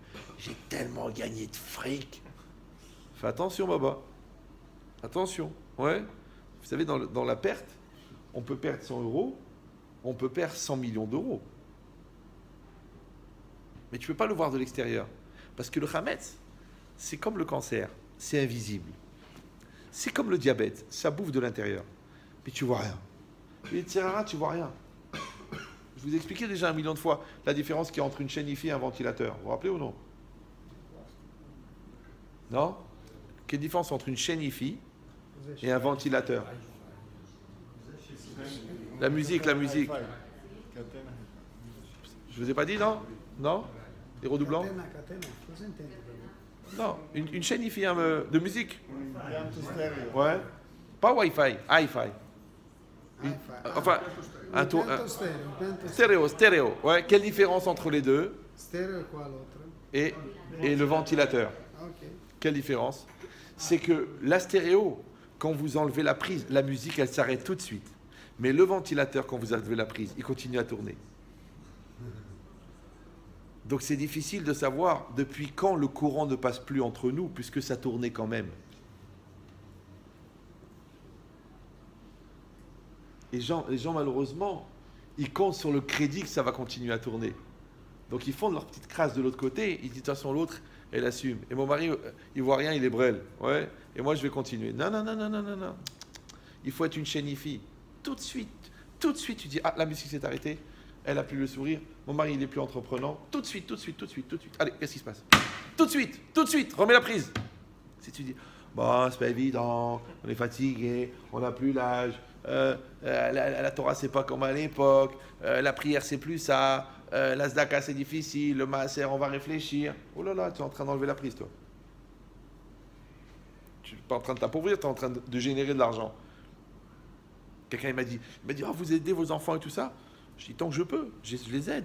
Ah, mais c'est pas bien, c'est pas une bonne habitude. Mais qu'est-ce qu'on leur donne? On ne leur donne rien. Ce que tu dépenses toi par jour, on leur donne par mois. Ouais. Mais par contre, eux, ils génèrent que nous, on a la bracha. Puisqu'on peut les aider. Qu'Hachem il fasse qu'on peut les aider encore. Parce que le jour où tu ne peux pas les aider, tu sais quoi? Tu es dans un fauteuil. Après, la bonne femme, elle t'emmène aux toilettes. Après, l'autre, elle te fait la toilette. Loraleno.com. Tu peux encore lever, tu peux encore courir, tu peux encore faire. Vas-y, fais-le. C'est pour ça que tu es resté jeune. Alors que l'autre, il attendait. Oh, j'aspire au repos. Mais on va tous se reposer. C'est des endroits spécialement faits pour ça. C'est marqué ici repose. Tout le monde se repose. Ben, c'est exactement pareil. Ouais. Le danger, c'est le repos. Or, rappelez-vous que dès qu'on a mis l'eau sur la farine, ça commence la fermentation. Il n'y a que deux manières d'arrêter la fermentation. Deux. C'est de travailler la pâte, oui, ou de mettre la pâte au four. Dès que tu mets la pâte au four, tu arrêtes la fermentation. Ça veut dire qu'il y a un conflit, il y a toi et moi. Donc, c'est toi, tu es l'eau, moi, je suis la farine. Des fois, c'est le contraire. Toi, tu es la farine, moi, je suis l'eau. Hop, on met ensemble. Ça commence. On pétrit, oui, tu écoutes. Conflit, ok. Confrontation, ok. Remise en cause, ok. Mais il faut qu'on termine par une conclusion. Il faut qu'on a fait évoluer le couple. Il faut qu'on a pris une décision au niveau de l'enfant. Il faut qu'on sort avec un enseignement. Même une erreur, on va gagner avec. Mets au four. Mets la matzah au four. Les gens, non, qu'est-ce qu'ils font? Ils disent, eh ben, j'ai pas envie de parler, de toute façon, ça me saoule, eh ben, on verra plus tard, j'ai pas envie de parler maintenant. Mais toi, t'as pas envie de parler. Mais la pâte, elle continue à devenir chametz. D'accord? Donc la femme, elle monte la pression. Le mari, il est dégoûté. Le gosse, il voit que tu t'en fous. Donc il devient chametz. Après, quand il arrive avec 150 kilos de chametz, tu lui dis, viens, on va faire des matzot. Il dit, chez ta mère avec tes matzot. Ça ne l'intéresse plus puisque lui, il est déjà devenu entièrement du chametz. Or, rappelez-vous qu'on ne peut pas faire des matzot avec du chametz. Alors, comment tu crois que le rachat, il va faire des mitzvot? Puisqu'il est devenu chametz. Alors, je sais ce que vous allez me dire. Oui, mais on l'a mis dans la bonne école. Oui, on a payé le rave. Oui, on a payé... Non. Tu as pétri la pâte avec lui? Tu étais avec lui? Parce que quand il est petit, c'est toi les mains. C'est toi qui pétris. Si tu dis, ah, pétris, je reviens. Eh bien, il ne pétrit pas. Pourquoi il va pétrir? Il t'a vu pétrir ta pâte, toi? Il a vu travailler tes midotes. Il a vu comment tu as respecté ta femme. Il a vu comment tu as fait le kavod à ton mari. Il a vu comment tu parlais aux gens. Il a vu ça? Il n'a pas vu. Alors pourquoi tu veux qu'il travaille sa pâte alors qu'il a vu que tu ne travaillais pas ta pâte? Mais tu avec toute la zdaka que j'ai fait, mais quel rapport avec la zdaka? C'est bien pour le maba, mais pour Olamazé, il faut travailler la pâte. J'ai dit, pourquoi les gens non religieux, ils croient au miracle? Pendant que tu crois au miracle, parce que tu penses que ça n'arrive qu'aux autres, ou tu crois au miracle, parce que tu penses que les 2 ou 3 mitzvot que tu as fait, elles vont t'enlever le Yetzer Hara. Mais non, non, c'est une aide. Ouais, c'est une aide. Quand tu vas pour acheter une voiture, tu dis pas la couleur, tu dis la marque, tu dis le modèle et tu dis la cylindrée. Donc quand tu viens quelque part, tu commences par le principal et après tu parles de la couleur. Toi tu dis non, avec tout ce que j'ai fait. Donc c'est-à-dire toi tu parles de la couleur, mais le principal n'a pas été fait. Eh ben, c'est exactement pareil. Toi tu réfléchis que toutes les lois en fin de compte de la fabrication de la matzah et de la recherche du chametz, c'est les mêmes. Ça veut dire que quand la Torah elle va dire lo yachel chametz, tu ne dois pas manger le chametz. Quand la Torah elle va dire lo imatse, il ne doit pas se trouver, tu ne dois pas posséder le chametz. Quand la Torah elle va dire lo irae lecha, ouais, il ne devra pas t'apparaître, tu ne devras pas le considérer le chametz. Mais en vérité, c'est la relation qu'elle a donnée par rapport au chametz, ouais, c'est la relation que tu dois avoir toi avec le Yetzer Hara. Pourquoi? Parce que, on va commencer par le plus simple. Bon, on va commencer par le plus compliqué. Quand la Torah elle a dit Lo irae lecha, comment on traduit? C'est très bizarre. Ouais, la Torah elle n'a pas interdit de voir du cochon, d'accord? Mais qu'est-ce que ça veut dire Lo irae lecha? Il n'y a pas écrit Lo tir'e chametz, tu ne verras pas du chametz. C'est marqué Lo irae lecha. Ça veut dire qu'il ne sera pas vu par toi. Comment en français on appelle ça? Apparaître. Maintenant, qu'est-ce quelque chose qui t'apparaît? C'est quelque chose qui t'intéresse. On appelle ça en français la considération. Donc quand la Torah elle a dit Lo irae lecha, ça veut dire tu ne devras pas considérer le chametz. Maintenant, lecha, il y a 2 consonances. Lecha, c'est-à-dire tu le vois parce qu'il t'intéresse. Lecha, lachem. Lachem, c'est la consonance pécuniaire. Ouais. Lachem, ça veut dire que ça doit t'appartenir. Vassou, lachem, tzitzit. Il faut que le talit t'appartienne. Parce que lachem, ça veut dire à vous. Donc lecha, c'est une consonance d'argent. Et loïra et lecha, puisque tu le vois, ce que tu vois, c'est ce qui t'intéresse. Quand tu dis à quelqu'un, tiens, va chercher des parapluies, quand il revient, tu lui dis, mais t'as vu des ballons? Il dit non. Mais le champ était rempli de ballons. Mais comme il cherchait des parapluies, il n'a pas vu des ballons. Pourquoi? Parce que ce que tu vois, c'est ce que tu cherches. C'est facile. Vous voyez la preuve? Regarde. Haïr, on a expliqué déjà que ça veut dire faire deux. Et aimer, ça veut dire faire un. Maintenant, écoutez ça, si vous entendez bien le français. Tu es ce que tu es. Facile? Super. Tu es ce que tu es. Haïr. D'accord? Tu haïs ce que tu es. Ou tu es ce que tu es. Tu haïs ce que tu haïs. Maintenant, les deux extrêmes, c'est la normale. La normale, c'est que tu es ce que tu es, toi-même, et tu haïs ce que tu haïs. C'est normal. Maintenant, quand tu haïs ce que tu es, c'est un vrai problème de psychose. Ouais. Et quand tu es ce que tu haïs, waouh. C'est que tu passes toute la journée à t'identifier à ce que tu prétends haïr. Maintenant, si tu dis que tu haïs le Yetzer Hara et tu haïs la Avera, parce que Oave Hashem Sinura, celui qui aime Dieu, alors il haït la faute. Alors comment tu fautes?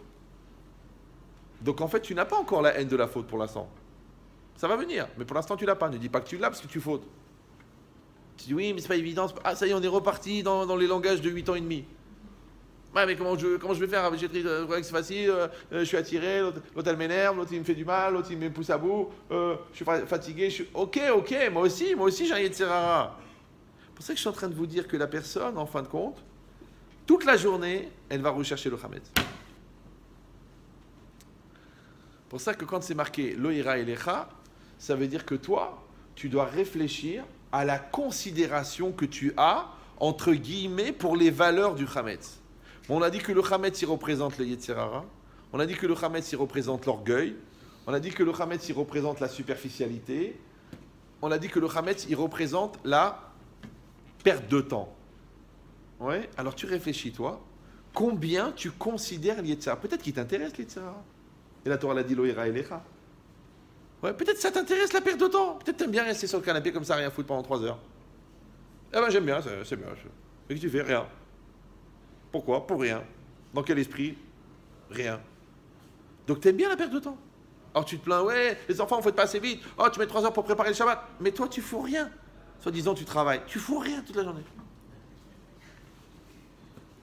Tu regardes ton téléphone, s'il n'y a pas un mail, s'il n'y a pas un appel entrant, il n'y a rien. Tu joues sur Internet. Donc tu aimes faire rien. Donc tu aimes, tu es Yéraé, le rien. Tu considères la Gava, puisque toi tu penses qu'en frimant ça marche. Donc toi, tu es transgresse, Lo Yéraé Lecha, la Gava. Vous me suivez ou non? Toi, tu t'intéresses au Yetzer Hara, donc tu transgresses. Maintenant, quand la Torah elle a dit Lo Yéraé Lecha, on a dit soit ça veut dire la considération en soi, soit ça veut dire l'aspect pécunier. Maintenant, il y a un aspect pécunier dans l'argent, dans le Yetzer Hara. Il y a un aspect pécunier dans le Yetzer Hara. Il y a un aspect pécunier dans la perte de temps. Par exemple, tu es convaincu que sans travailler, tu peux gagner de l'argent. Ça s'appelle Lo Ira Elecha au niveau pécunier. Vous voyez ce que je veux dire ou non? Maintenant, quand la Torah, elle t'a dit qu'il y a Lo Irae, ça veut dire que toi, tu dois réfléchir jusqu'à quel point est-ce que dans ton champ de considération, il y a toutes ces mauvaises valeurs. Et ça, il faut chercher Bechurim ou Bezdakim. D'accord? Donc quand toi tu t'énerves, tu dois réfléchir. Est-ce que c'est de la Gahava ou c'est parce que fondamentalement je ne supporte pas l'injustice? D'accord? Et quand j'accepte pas de changer, est-ce que c'est parce que je suis déterminé ou parce que je suis psychorigide? Parce que psychorigide, c'est du Yetzer Hara et déterminé, c'est du Yetzer Tov. Ça, c'est de la Chametz, ça, c'est de la Matzah. T'as décidé ou non?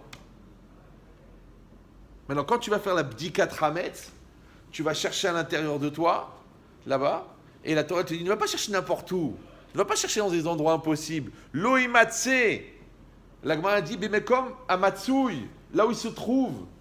D'accord? C'est pas la peine d'aller chercher l'Yetzer Hara du bout de la terre, là-bas, que peut-être que quand tu confonds l'image de Dieu avec le nom de Dieu, ça s'appelle déjà une dualité en contradiction avec la dimension unique de Dieu.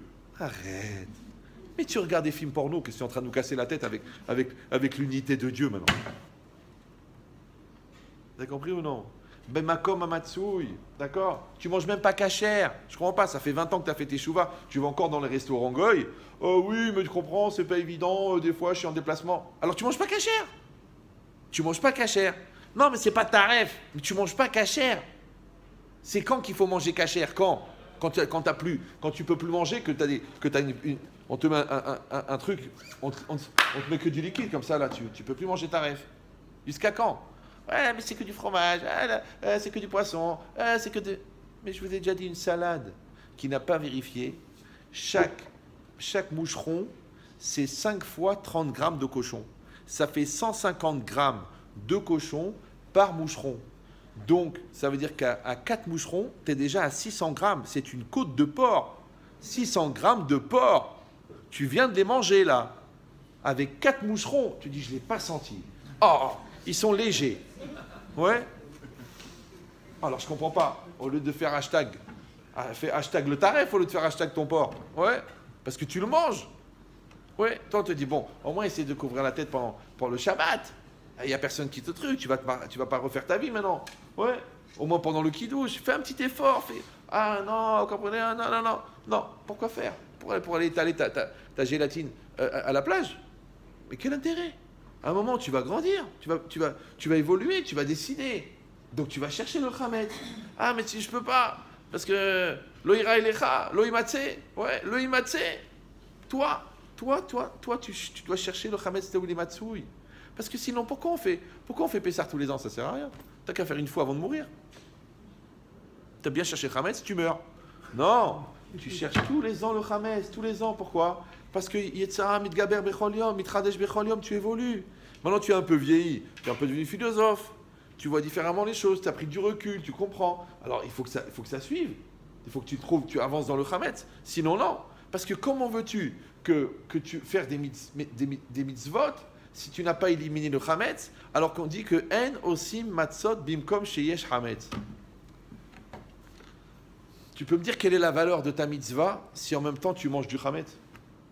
Est-ce que toi tu peux mettre sur la table des baguettes de pain et des matzot? Shmurot la méadrine.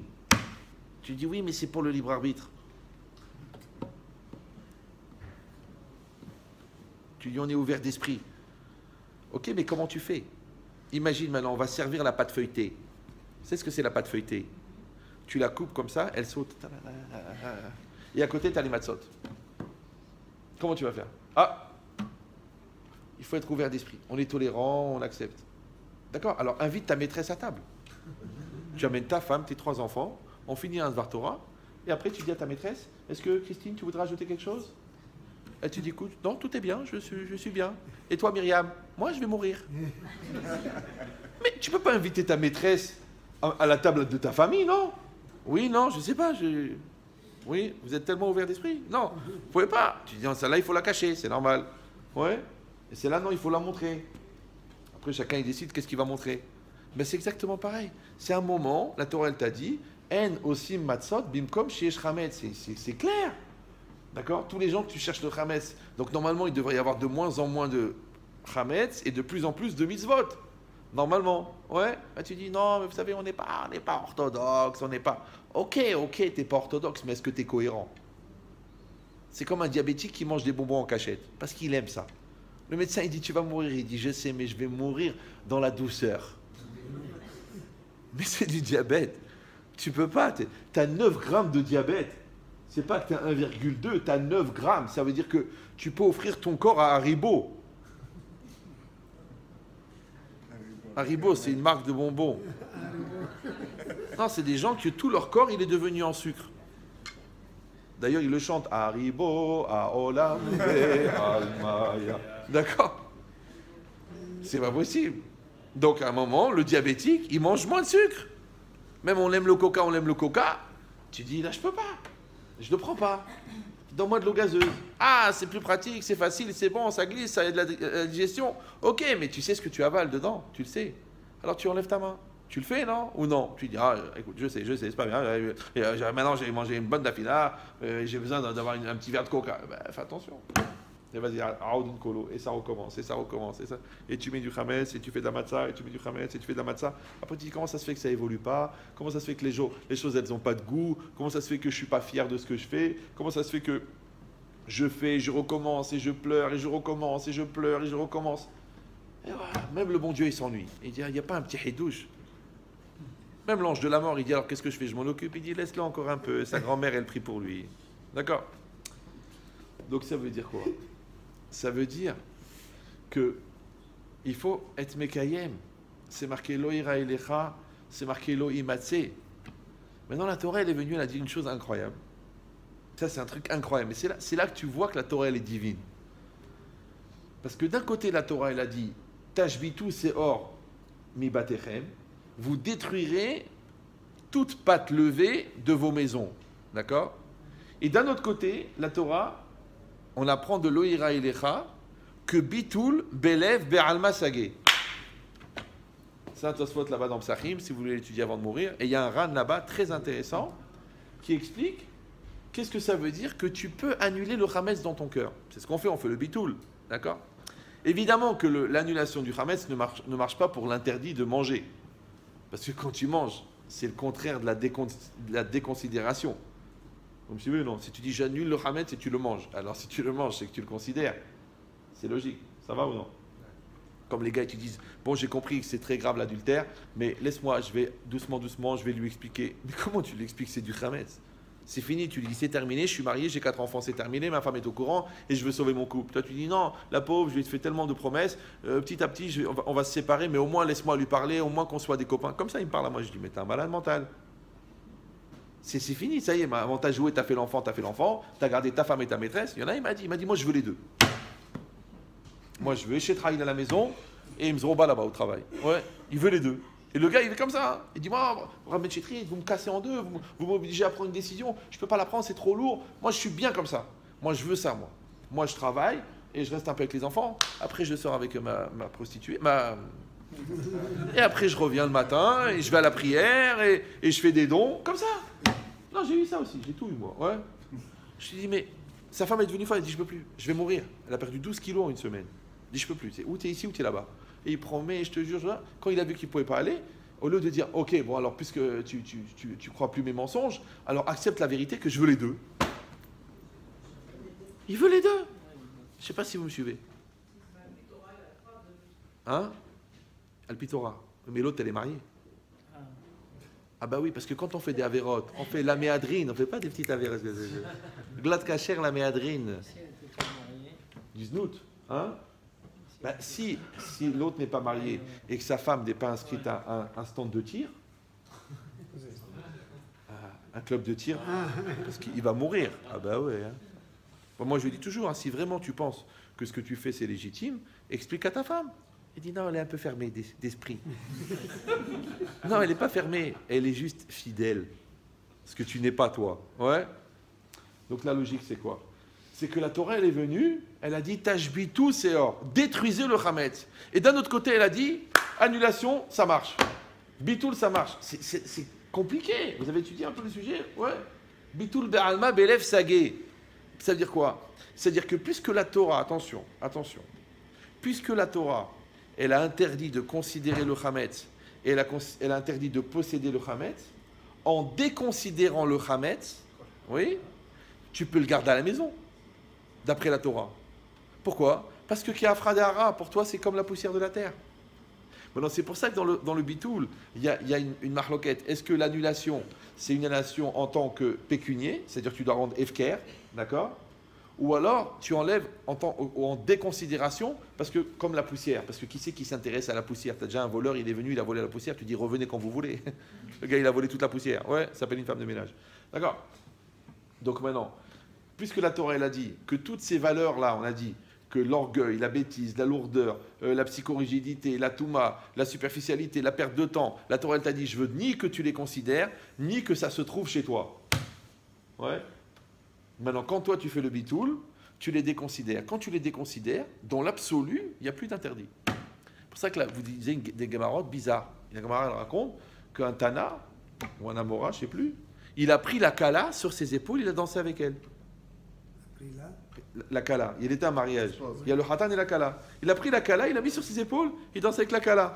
Les élèves, ils ont été le voir, ils ont dit Rav. Déjà, la toucher, c'est un sourd. La regarder un peu grosse, trop, c'est interdit.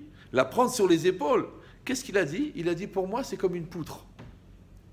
C'est-à-dire que lui, il est arrivé à un niveau de bitoul, ouais, de la débauche. Il n'a aucune mauvaise pensée. C'est comme si toi, tu rentres dans la salle de bain et ta soeur, elle n'a pas fermé la porte. Tu ne vas pas t'exciter, sinon il faut vraiment que tu consultes un psychiatre. Ouais. Si ta grand-mère elle est toute nue, tu regardes, tu fais oh, Chazé Shalom. Ça veut dire que tu vois que la nudité, en fait, elle n'est impure qu'à cause du regard vicieux que tu as dessus. Maintenant, lui, il a fait le bitoul de la nudité. Ouais. Donc lui, il porte une paire de téphilines, il porte un Sefer Torah, il porte une future maman de tzadikim. Donc il n'a aucune connotation négative, aucune connotation bestiale, aucune connotation animale. Ouais. Comme ça dit la Gemara. Mais ça ne marche pas pour nous, ça. Non, pour ceux qui auraient des projets d'ouvrir une boîte de nuit pour les froums. Il n'y a pas. Une boîte de striptease pour les tzadikim. Il n'y en a pas. Ouais. Pourquoi? Parce que la Gemara, elle dit, ok, il fait le bitoul. Ouais. Alors s'il fait le bitoul, pourquoi il doit faire l'abdika? La Gemara, elle dit, Shema Nimlach. Shema Nimlach. De peur qu'il va changer d'avis. Shema Imatse Gluska Yafa. Peut-être qu'il va trouver une belle religieuse. C'est un gâteau. Ouais. Et il va changer d'avis. Le gars, il est sérieux, il est amoureux, il aime sa femme, il est religieux, il est sérieux. Paf, il est parti pour travailler, je ne sais pas où, en Hongrie, en Roumanie. Les collègues de travail, Mathieu, Christian et Frédéric, lui disent on va boire un verre. Et là-bas, il y a une folle qui lui fait des clins d'œil et tout. Et pendant 3 minutes, il se prend un délire de réfléchir que sa femme, elle est loin, qu'il est tard, qu'il est fatigué, que ça fait 6 mois qu'elle est nida. Ouais. Mais rien que la pensée elle-même, rien que la pensée déjà qui rentre dans ta tête, ouais, ça, déjà tu es au vert sur Balira et Balimatsé. Parce que ça veut dire que c'est Matsouille dans ta tête. Et si tu le considères. Maintenant, sachez qu'à Pessah, si 10 minutes avant la fin de la fête, tu considères le Hametz, rétroactivement, c'est comme si tu avais transgressé la possession et la considération pendant les 8 jours. Vous me suivez ou non? Vous avez compris? C'est pas normal. Parce que moi, si j'ai mangé cachère, par exemple, pendant 1 an, quand je mange taref, j'ai mangé taref maintenant. Tu dis pas que puisque tu as mangé taref maintenant, rétroactivement, c'est comme si tu as mangé taref depuis ta bar mitzvah. C'est bizarre, non? Alors qu'à Pessah, non. Si tu as bien gardé Pessah pendant 8 jours, si 10 minutes avant la fin de la fête, tu trouves un gâteau et tu dis ouais, et bien ce sentiment, il fait que rétroactivement, puisqu'il était chez toi à la maison, donc tu as ouvert Balié Matzé, et pour la considération, c'est comme si tu n'avais pas fait le bitoul. Parce que tu peux annuler en 3 minutes ton annulation, ton bitoul, puisque en fin de compte, tu le considères. Ça va? Alors moi, je disais toujours, c'est comme si quelqu'un, il a trompé sa femme, mais une seule fois. Ouais. Alors il dit à sa femme, tu sais, mon amour, ça fait 40 ans qu'on est mariés.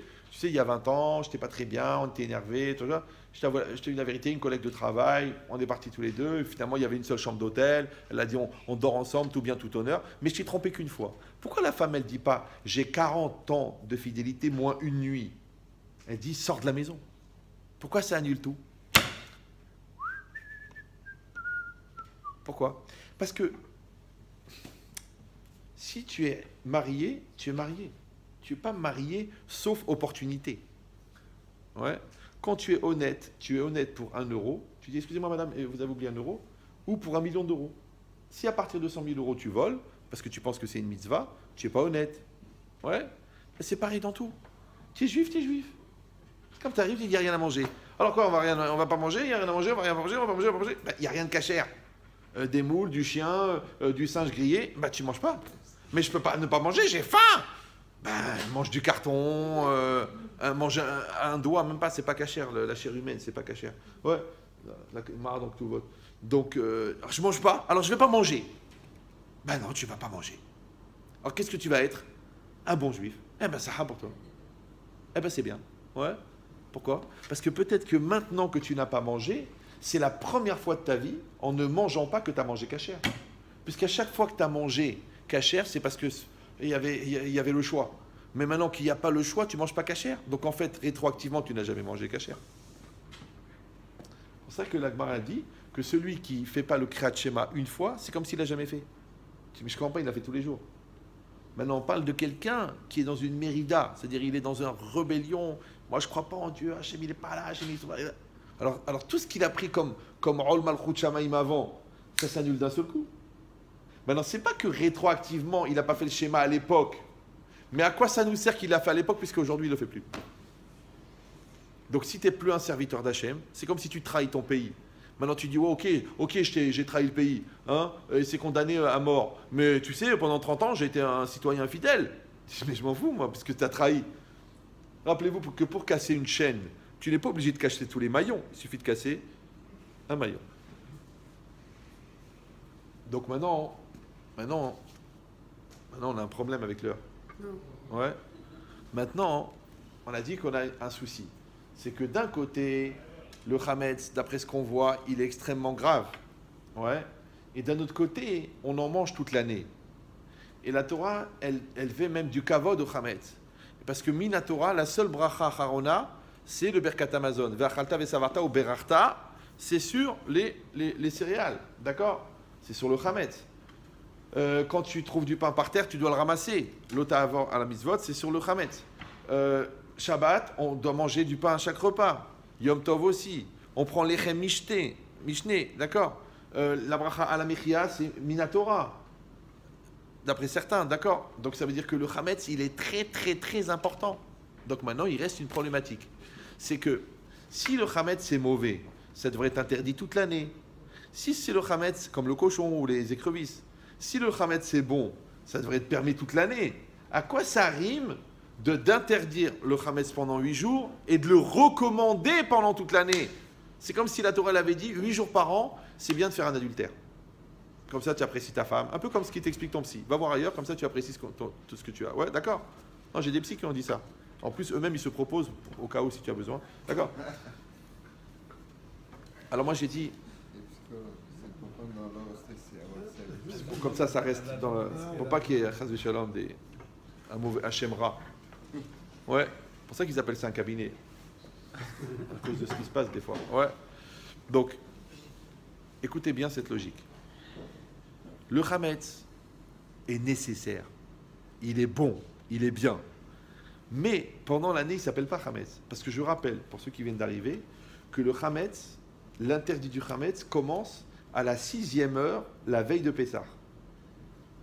La Torah a dit Shivat Yamim, ouais, lo tuchal Hametz. Tu ne mangeras pas pendant 7 jours. Après, on a appris de Ach Beyom Arishon qu'à partir de la 6e heure, la veille du 15, ouais, donc le 14, il y a l'interdit de Hametz. Après, les Chachamim, ils ont dit on va rajouter encore 2 heures. Ouais, 1 heure pour ne pas consommer, 1 heure pour ne pas tirer profit. Ça fait 2 heures avant. Mais avant le temps du Hametz, avant que le temps de l'interdit de Hametz, ouais, il n'y a pas de Hametz. Vous me suivez ou non? Parce que le Hametz, c'est une Metsiout Asura. Maintenant, le cochon, c'est toute l'année du cochon. À part quand vous trouvez du cochon cachère, ouais. Mais toute l'année, c'est du cochon. Donc le Hametz, il devient interdit avec le Zman, avec le temps. Ça, c'est un chidouche bizarre. D'accord? Maintenant, quand la Torah elle est venue, elle a dit... Attendez, parce qu'il reste très peu de temps. Quand la Torah elle a dit que cette chose-là, elle est recommandée pendant l'année et interdite à Pessah. Et en plus, elle est interdite Bemachéou. Normalement, les 3/4 des interdits de la Torah, c'est 30 grammes. C'est kazaït. Le Hametz, c'est une miette. Et même mélangé, c'est assourd. Ouais. C'est bizarre. Pourquoi une telle khumra? Alors la logique, c'est que vous savez que quand la pâte est devenue Hametz, on ne peut plus la rendre matzah. Vous savez ça? C'est normal. Oui. Sauf avant Pessah. Si on a une pâte qui est devenue Hametz, elle a fermenté, mais ce n'est pas encore le temps de l'interdit. Et moi, je vais prendre 60 fois plus de pâte qui n'a pas fermenté, je vais les mélanger. Avec cette pâte-là, qui contient 1/60 de pâte fermentée, je peux faire des matzot, shmurot, kasher les Pessah. Pourquoi? Parce que quand on dit que en mevatlim chametz, ouais, bepessah, afilou bemachéou, c'est quand le temps de Pessah est arrivé. Mais avant l'interdit, c'est pas du chametz, c'est une pâte levée. Vous suivez ou non? Donc comme il n'y a pas le caractère de chametz, on peut l'annuler dans 60 fois plus. Ça va toujours? Super. C'est-à-dire que même de la bière, je pourrais la mélanger avec du liquide kasher les Pessah et ça serait kasher de le boire à Pessah. S'il y a 60 fois plus. D'accord? Maintenant, c'est une question si on peut faire les khatrila, c'est-à-dire a priori je mélange et a priori je fabrique du 60 fois plus. Ça, c'est une grosse marloquette. D'accord. Mais rien que pour l'idée. Maintenant, nous, on prend la hashkafa de ça. Ouais. Alors, c'est-à-dire quoi? Kodem Pessah, Efchar Levatel. Avant Pessah, on peut annuler. Alors, moi, je me suis permis une chose. J'ai dit, tu vois, que Pessah, ça veut dire la bouche qui parle. Ouais. Paro, c'est Pera. On vient fêter à Pessah la sortie d'Égypte. On a déjà expliqué 1 million de fois que sortir d'Égypte, c'est sortir de ses limites. Le Hametz, il représente quoi? La domination des limites, parce que tu es soumis à ton paro, à ton Yetzerara, au Pera, la mauvaise bouche qui te parle à l'intérieur de toi. Maintenant, pourquoi est-ce que le Pera, il est la force du Yetzerara, et le Pessah, il est la sortie d'Égypte? Donc il y a un rapport avec la bouche. Maintenant, il y a un midrash qui dit que la galoute, elle est arrivée parce que Yosef, il a fait la shonara sur ses frères. Comme il a mal parlé sur ses frères, après ils ont été jaloux, après ils l'ont vendu. Il arrive en Égypte, ils sont restés en Égypte 210 ans, paf, et après ils sont sortis. Maintenant, par quelle route ils sont sortis? Le midrash, il dit, parce que quand Hachem, il a dit par Moshe Rabbeinu, il a annoncé qu'il allait avoir la sortie d'Égypte dans 1 an, pendant 1 an, il n'y a pas un juif qui a parlé de ça. C'est-à-dire que si la galoute, elle a duré tellement longtemps, c'est parce qu'il y a eu du Lachonara. Comme ça, il explique le Rashi et le Maharal. Ouais. Comment la Géoula est venue? Parce qu'ils ont gardé leur bouche. Donc ça veut dire que la galoute, elle est venue par la bouche et elle est sortie par la bouche. D'accord? Maintenant, la bouche, qu'est-ce qu'elle fait la bouche? La bouche, elle exprime. La bouche, elle réalise. La bouche, elle crée. Vous savez, les mots que tu n'as pas dit, tu ne les regrettes pas. Maintenant, toi, tu vois une réalité, elle est devant toi. Ouais, tu vois quelque chose qui ne va pas dans ta vie. Tu peux le dire ou ne pas le dire. Quand tu vas le dire, il va falloir gérer le fait que tu l'as dit, puisqu'en le disant, tu as créé une réalité, parce que Kola Adam dit Bourou. Toi, tu as vu un défaut chez ta femme. Ok, tu as vu un défaut chez ton mari. Tu le dis ou tu le dis pas? Attention. Quand tu le dis, tu le poses. Alors sachez qu'un avion, quand il est en l'air, c'est très facile de le déplacer. Mais quand il est posé, c'est très dur de le faire bouger, il pèse 260 tonnes. Donc des fois, quand tu poses un problème, tu ne peux plus le résoudre, parce qu'il est posé. D'accord? Alors je sais ce que vous allez dire. Alors on dit rien, on pense sur nous, on s'étouffe, comme ma mère qui s'est pendue? Non. On ne parle pas de ça. On parle que la réflexion que tu as avant, d'accord? C'est-à-dire avant de parler, Kodem Pessah, avant que ta bouche elle parle, Efchar Levatel. Ça veut dire que toi, il t'arrive une crasse dans la vie, d'accord? Tu reçois la lettre des impôts. Tu dis quoi?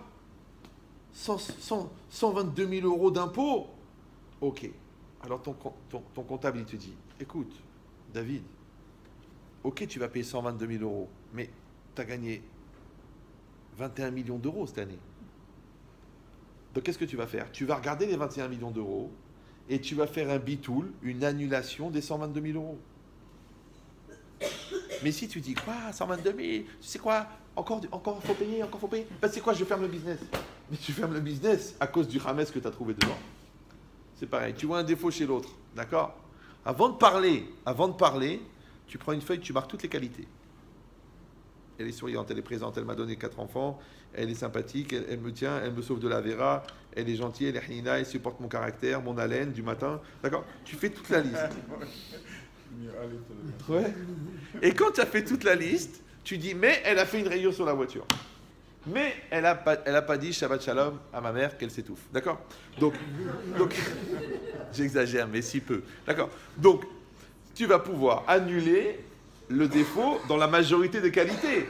Mais Kodem Pessah, avant que tu aies ouvert la bouche, parce que quand tu as parlé, tu peux t'excuser, regretter, dire que les mots, ils ont dépassé la pensée, que c'est pas ce que tu voulais dire, que tu as exagéré, que tu n'étais pas bien, que tu étais énervé. Ok.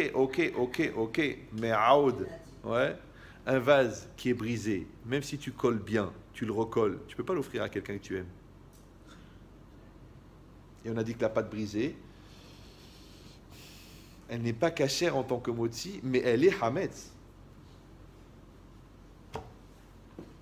Donc, tu pourrais éviter de casser. Kodem Pessah Efchar Levatel. Maintenant que ce soit que tu parles avec toi-même, parce que tu te dégoûtes de ta vie toi-même en disant j'ai une vie pourrie, que tu casses la personne que tu aimes, que tu dis des mots méchants à ton enfant, ou que tu détruis ton employé, soi-disant, pour lui éviter d'imaginer une augmentation, ok, tu as évité les 100 euros de plus, mais maintenant il ne faut plus rien de la journée, donc tu perds 3 000 euros par mois. Alors tu lui aurais donné ces petits 100 euros, le mec il est tout content, il va bosser 2 fois plus. C'est un calcul, d'accord? Mais toi tu dis ça t'énerve. Parce que comme tu es référencé sur barredefer.fr, donc tu as l'impression qu'il est en train de te tuer avec ces 100 euros. Parce que 100 euros, c'est tous les mois. Ok, c'est 100 euros par mois. Ça fait 1200 euros par an. Tu vas mourir, ouais. Et tu peux calculer comme ça, même 20 ans après ta mort, tu continues à compter, ouais. Mais en vérité, qu'est-ce que tu as fait? Je te dis, tu es dans une logique maintenant de Pessah. Donc on est en train de chercher le Hametz. Quand tu cherches le Hametz, qu'est-ce que ça t'empêche à toi? En même temps de vérifier qu'il n'y a pas de gâteau, que vérifier que ce produit est cachère, de vérifier ça, et en même temps de chercher le Hametz à l'intérieur de toi-même. D'accord? Et quand tu frottes la marmite, tu enlèves cet orgueil, cette bêtise, cette lourdeur. Pourquoi? Parce que tu vas arriver à Pessah. À Pessah, Rabotai, c'est très simple. Pessah, c'est le moment où on va manger la matzah. La matzah, elle s'appelle le pain de liberté. D'accord? Et le Hametz, il s'appelle l'Echem Oni. C'est le pain de pauvreté. Maintenant, les Chachamim, ils disent, la plus grave des pauvretés, Zeraniut Ada'at. C'est la pauvreté de l'esprit. Qu'est-ce que tu t'en fiches que ton fils, maintenant, il est capable de gagner 100 000 euros s'il est brel, s'il ne fait pas du kavod à sa femme, s'il ne comprend rien à la religion? À quoi ça te sert maintenant qu'il est diplômé? Puisqu'il lui manque le principal, il lui manque le da'at. Il est hamar. Ouais. Donc ça veut dire quoi? Ça veut dire que l'Echem Oni, le Hametz, la matzah, c'est le pain de pauvreté, ouais, mais par rapport à la hanava. Sinon, il devient le pain de pauvreté par rapport aux mauvaises midot. Mais il s'appelle aussi l'echem cherut, le pain de liberté, parce que tout le travail que tu as fait pour te débarrasser de ce Hametz, c'est ça qui t'a donné accès à la liberté. Toute cette lutte que tu as fait pour lutter contre tes mauvaises midot, c'est ça qui t'a donné les mauvaises midot, les bonnes midot. Tout ce que tu t'es crevé sur la Gemara, c'est ça que maintenant a fait que tu comprends, en fin de compte. Donc, c'est très compliqué de savoir si ce que tu es devenu, c'est le résultat que tu as atteint ou le travail que tu as fourni. Donc, qu'est-ce que tu dois bénir? L'opportunité d'avoir eu l'occasion de faire des efforts ou alors le résultat que tu as atteint? Comme dans un couple, pourquoi on est lié? Pourquoi on est lié? Pas parce qu'on s'est engueulé, parce qu'on s'est pris la tête, parce qu'on s'est battu ensemble, parce qu'on s'est battu pour le loyer, on s'est battu pour les shalom, on s'est battu pour les accouchements, on s'est battu. Donc, en fin de compte, c'est ça qui nous a reliés. Mais si tout était facile, on n'a fait aucun effort, on a vécu parallèlement l'un à côté de l'autre, mais attention, parce qu'à n'importe quel moment, il peut arriver une surprise. Et toi, tu tombes des nues, tu dis, mais Rav, mais c'est quelqu'un d'éduqué, quelqu'un de religieux, quelqu'un de sérieux, mais je n'en reviens pas, je ne comprends pas. Je dis, mais vous ne le connaissez pas. Oui, c'est vrai, vous ne connaissez pas. Tu sais pourquoi? Parce que tu ne l'as pas côtoyé, tu as cohabité. Donc le travail n'a pas été fait. Ouais. Donc tu connais bien ton outil parce que tu l'utilises tous les jours. Tu connais bien ton business parce que c'est toi qui le tiens. Tu connais bien ton couple parce que tu le travailles. Tu connais bien tes enfants parce qu'ils sont éduqués. Combien de mamans, Rabben Chetri, j'ai peur, il va partir à Shanghai pour un stage de 1 an. Je dis, mais madame, il est éduqué ou il n'est pas éduqué? S'il est éduqué, n'ayez pas peur. S'il n'est pas éduqué, mais même s'il reste 10 minutes dans la rue, peut-être qu'il a été dans un sex shop, va savoir. Rappelez-vous que les enfants, s'ils veulent faire des bêtises, de toute façon, ils peuvent les faire. Tu maîtrises, tu gères, rien du tout. Rien que tu digères. Ouais. Toi, tu crois, il n'y a rien, tu crois rien. Maintenant, c'est simple. C'est que quand tu as bien fait l'abdikat Hametz de ta vie, ouais, et que tu as bien recherché le Hametz, et que tu l'as gardé dans un endroit bien, et que tu l'as brûlé comme il faut, tu as éliminé le Hametz, et après tu as annulé le Hametz, et après tu rentres la vaisselle de Pessah, tu rentres ton seder, tu mets ta table de Pessah, tu reçois ta famille, mais il n'y a plus d'Yetzerara, il n'y a plus d'orgueil, il n'y a plus de bêtises. Ouais. Maintenant ça, il va falloir le maîtriser pendant une semaine. Maintenant rappelez-vous toujours ce qu'il disait le Rav Simcha Zissel, il disait que le Nisayon de Sukkot, c'est Vesamarta Bechagecha. Tu dois te réjouir pendant la fête. La mitzvah, c'est de se réjouir pendant 8 jours. C'est très très dur de ne pas faire une seule fois la gueule en 8 jours. Parce que tu vas dire, il pleut, tu vas dire, je trouve pas de place pour me garer, tu vas dire, c'est quoi ces gosses, ils se lèvent pas à la prière. 8 jours sans faire la tronche. C'est l'épreuve de Sukkot, c'est ça. D'accord? Et bien l'épreuve de Pessah, ouais, c'est une semaine sans toutes ces mauvaises midotes. Maintenant, j'ai dit, mais alors comment on va faire maintenant? Parce que d'un côté, on dit que le Hametz, il est recommandé pendant toute l'année, il est interdit pendant 8 jours. Mais Rabotai, c'est très simple. Comment tu sais si une qualité ou un outil ou un objet, tu l'utilises ou c'est lui qui t'utilise? Comment tu sais si tu es addict, d'accord, ou c'est toi qui l'utilises? Comme quelqu'un dit, moi je joue aux cartes, mais il n'y a aucun malaise. Ou alors non, le gars il perd sa famille, il perd son travail, il perd tout parce qu'il joue aux cartes. Est-ce qu'il joue avec les cartes ou les cartes jouent avec lui? Alors il y a une seule manière de savoir. Tu sais comment tu sais si tu es un fumeur addict ou si tu es un fumeur libre? Si tu peux t'arrêter. Si tu ne peux pas t'arrêter. Maintenant tu vas inventer n'importe quelle raison pourquoi tu ne peux pas t'arrêter. Ça y est, c'est fini. Tu es déjà tu es déjà esclave de ton addiction. Donc quand la Torah elle a dit, ok, le Hametz c'est important toute l'année. Alors comment tu sais si le Hametz tu es en train de l'utiliser ou c'est lui qui t'utilise? Il faut que tu sois capable de t'arrêter 7 jours. 7 jours, c'est un format. 7 jours, en 7 jours, Dieu il a créé la vie. 6 jours plus le Shabbat. En 7 jours, la femme elle redevient pure. D'accord? En 7 jours, l'endeuillé il sort du deuil. D'accord? Donc tout ce qui est lié à la vie, c'est lié aux 7 jours. C'est 7. D'accord? Le Metzora, il reste 7 jours. Tout ce qui est lié à la vie, c'est 7.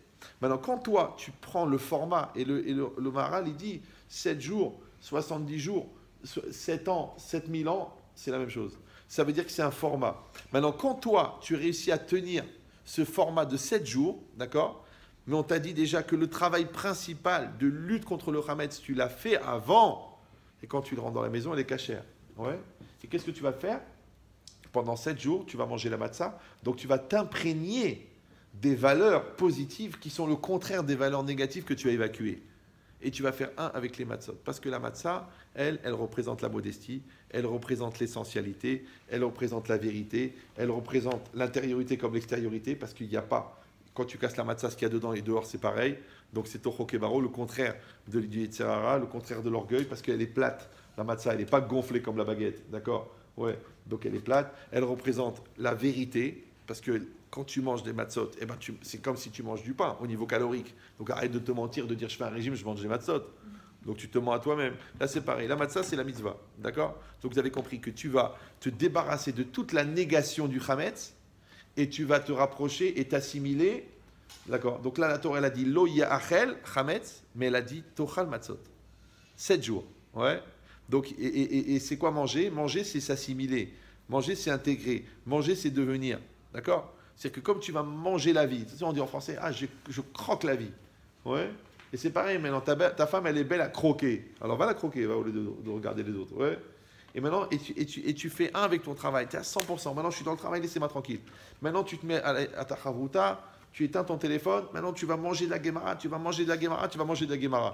Ouais, qu'est-ce que tu es en train de faire? En fait, puisqu'on est ce qu'on mange, donc tu vas devenir ce que tu manges.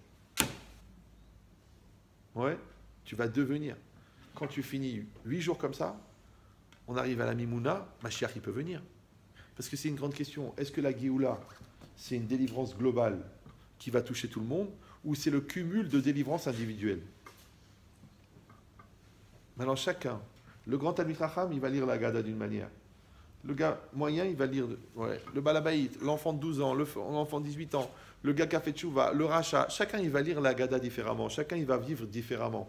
Mais si chacun, il a profité de ces 8 jours pour faire un travail de Géoula personnel, ouais, et n'ayez pas peur de croire que si vous n'avez pas fait tout d'un seul coup, c'est grave. Parce que de toute façon, pourquoi il y a Pessar tous les ans? Parce que ça demande des années et des années. Ouais, et que si tu as gagné un petit peu, de délivrance, maintenant tu t'es libéré de ta peur, maintenant tu t'es libéré que tu peux faire la prière comme il faut, maintenant tu t'es libéré que tu te lèves le matin sans difficulté, maintenant tu t'es libéré que tu ne regardes pas les autres femmes. Si tu as pris une délivrance, tu as cassé une chaîne dans un Pessar,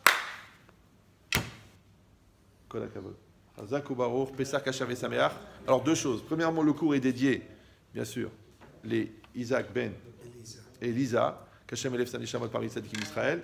Et le prochain cours, il sera le 15 avril, d'accord? Il y aura une Artasat Sefer Torah qui s'appelle les Ilou Nishmato. Vous êtes tous conviés à participer. Et il y aura un cours à 14h30 de Ben Chetrit. Je ne sais pas si vous connaissez. Voilà. Il y a un repas. À partir de quelle heure les festivités alors? Ici.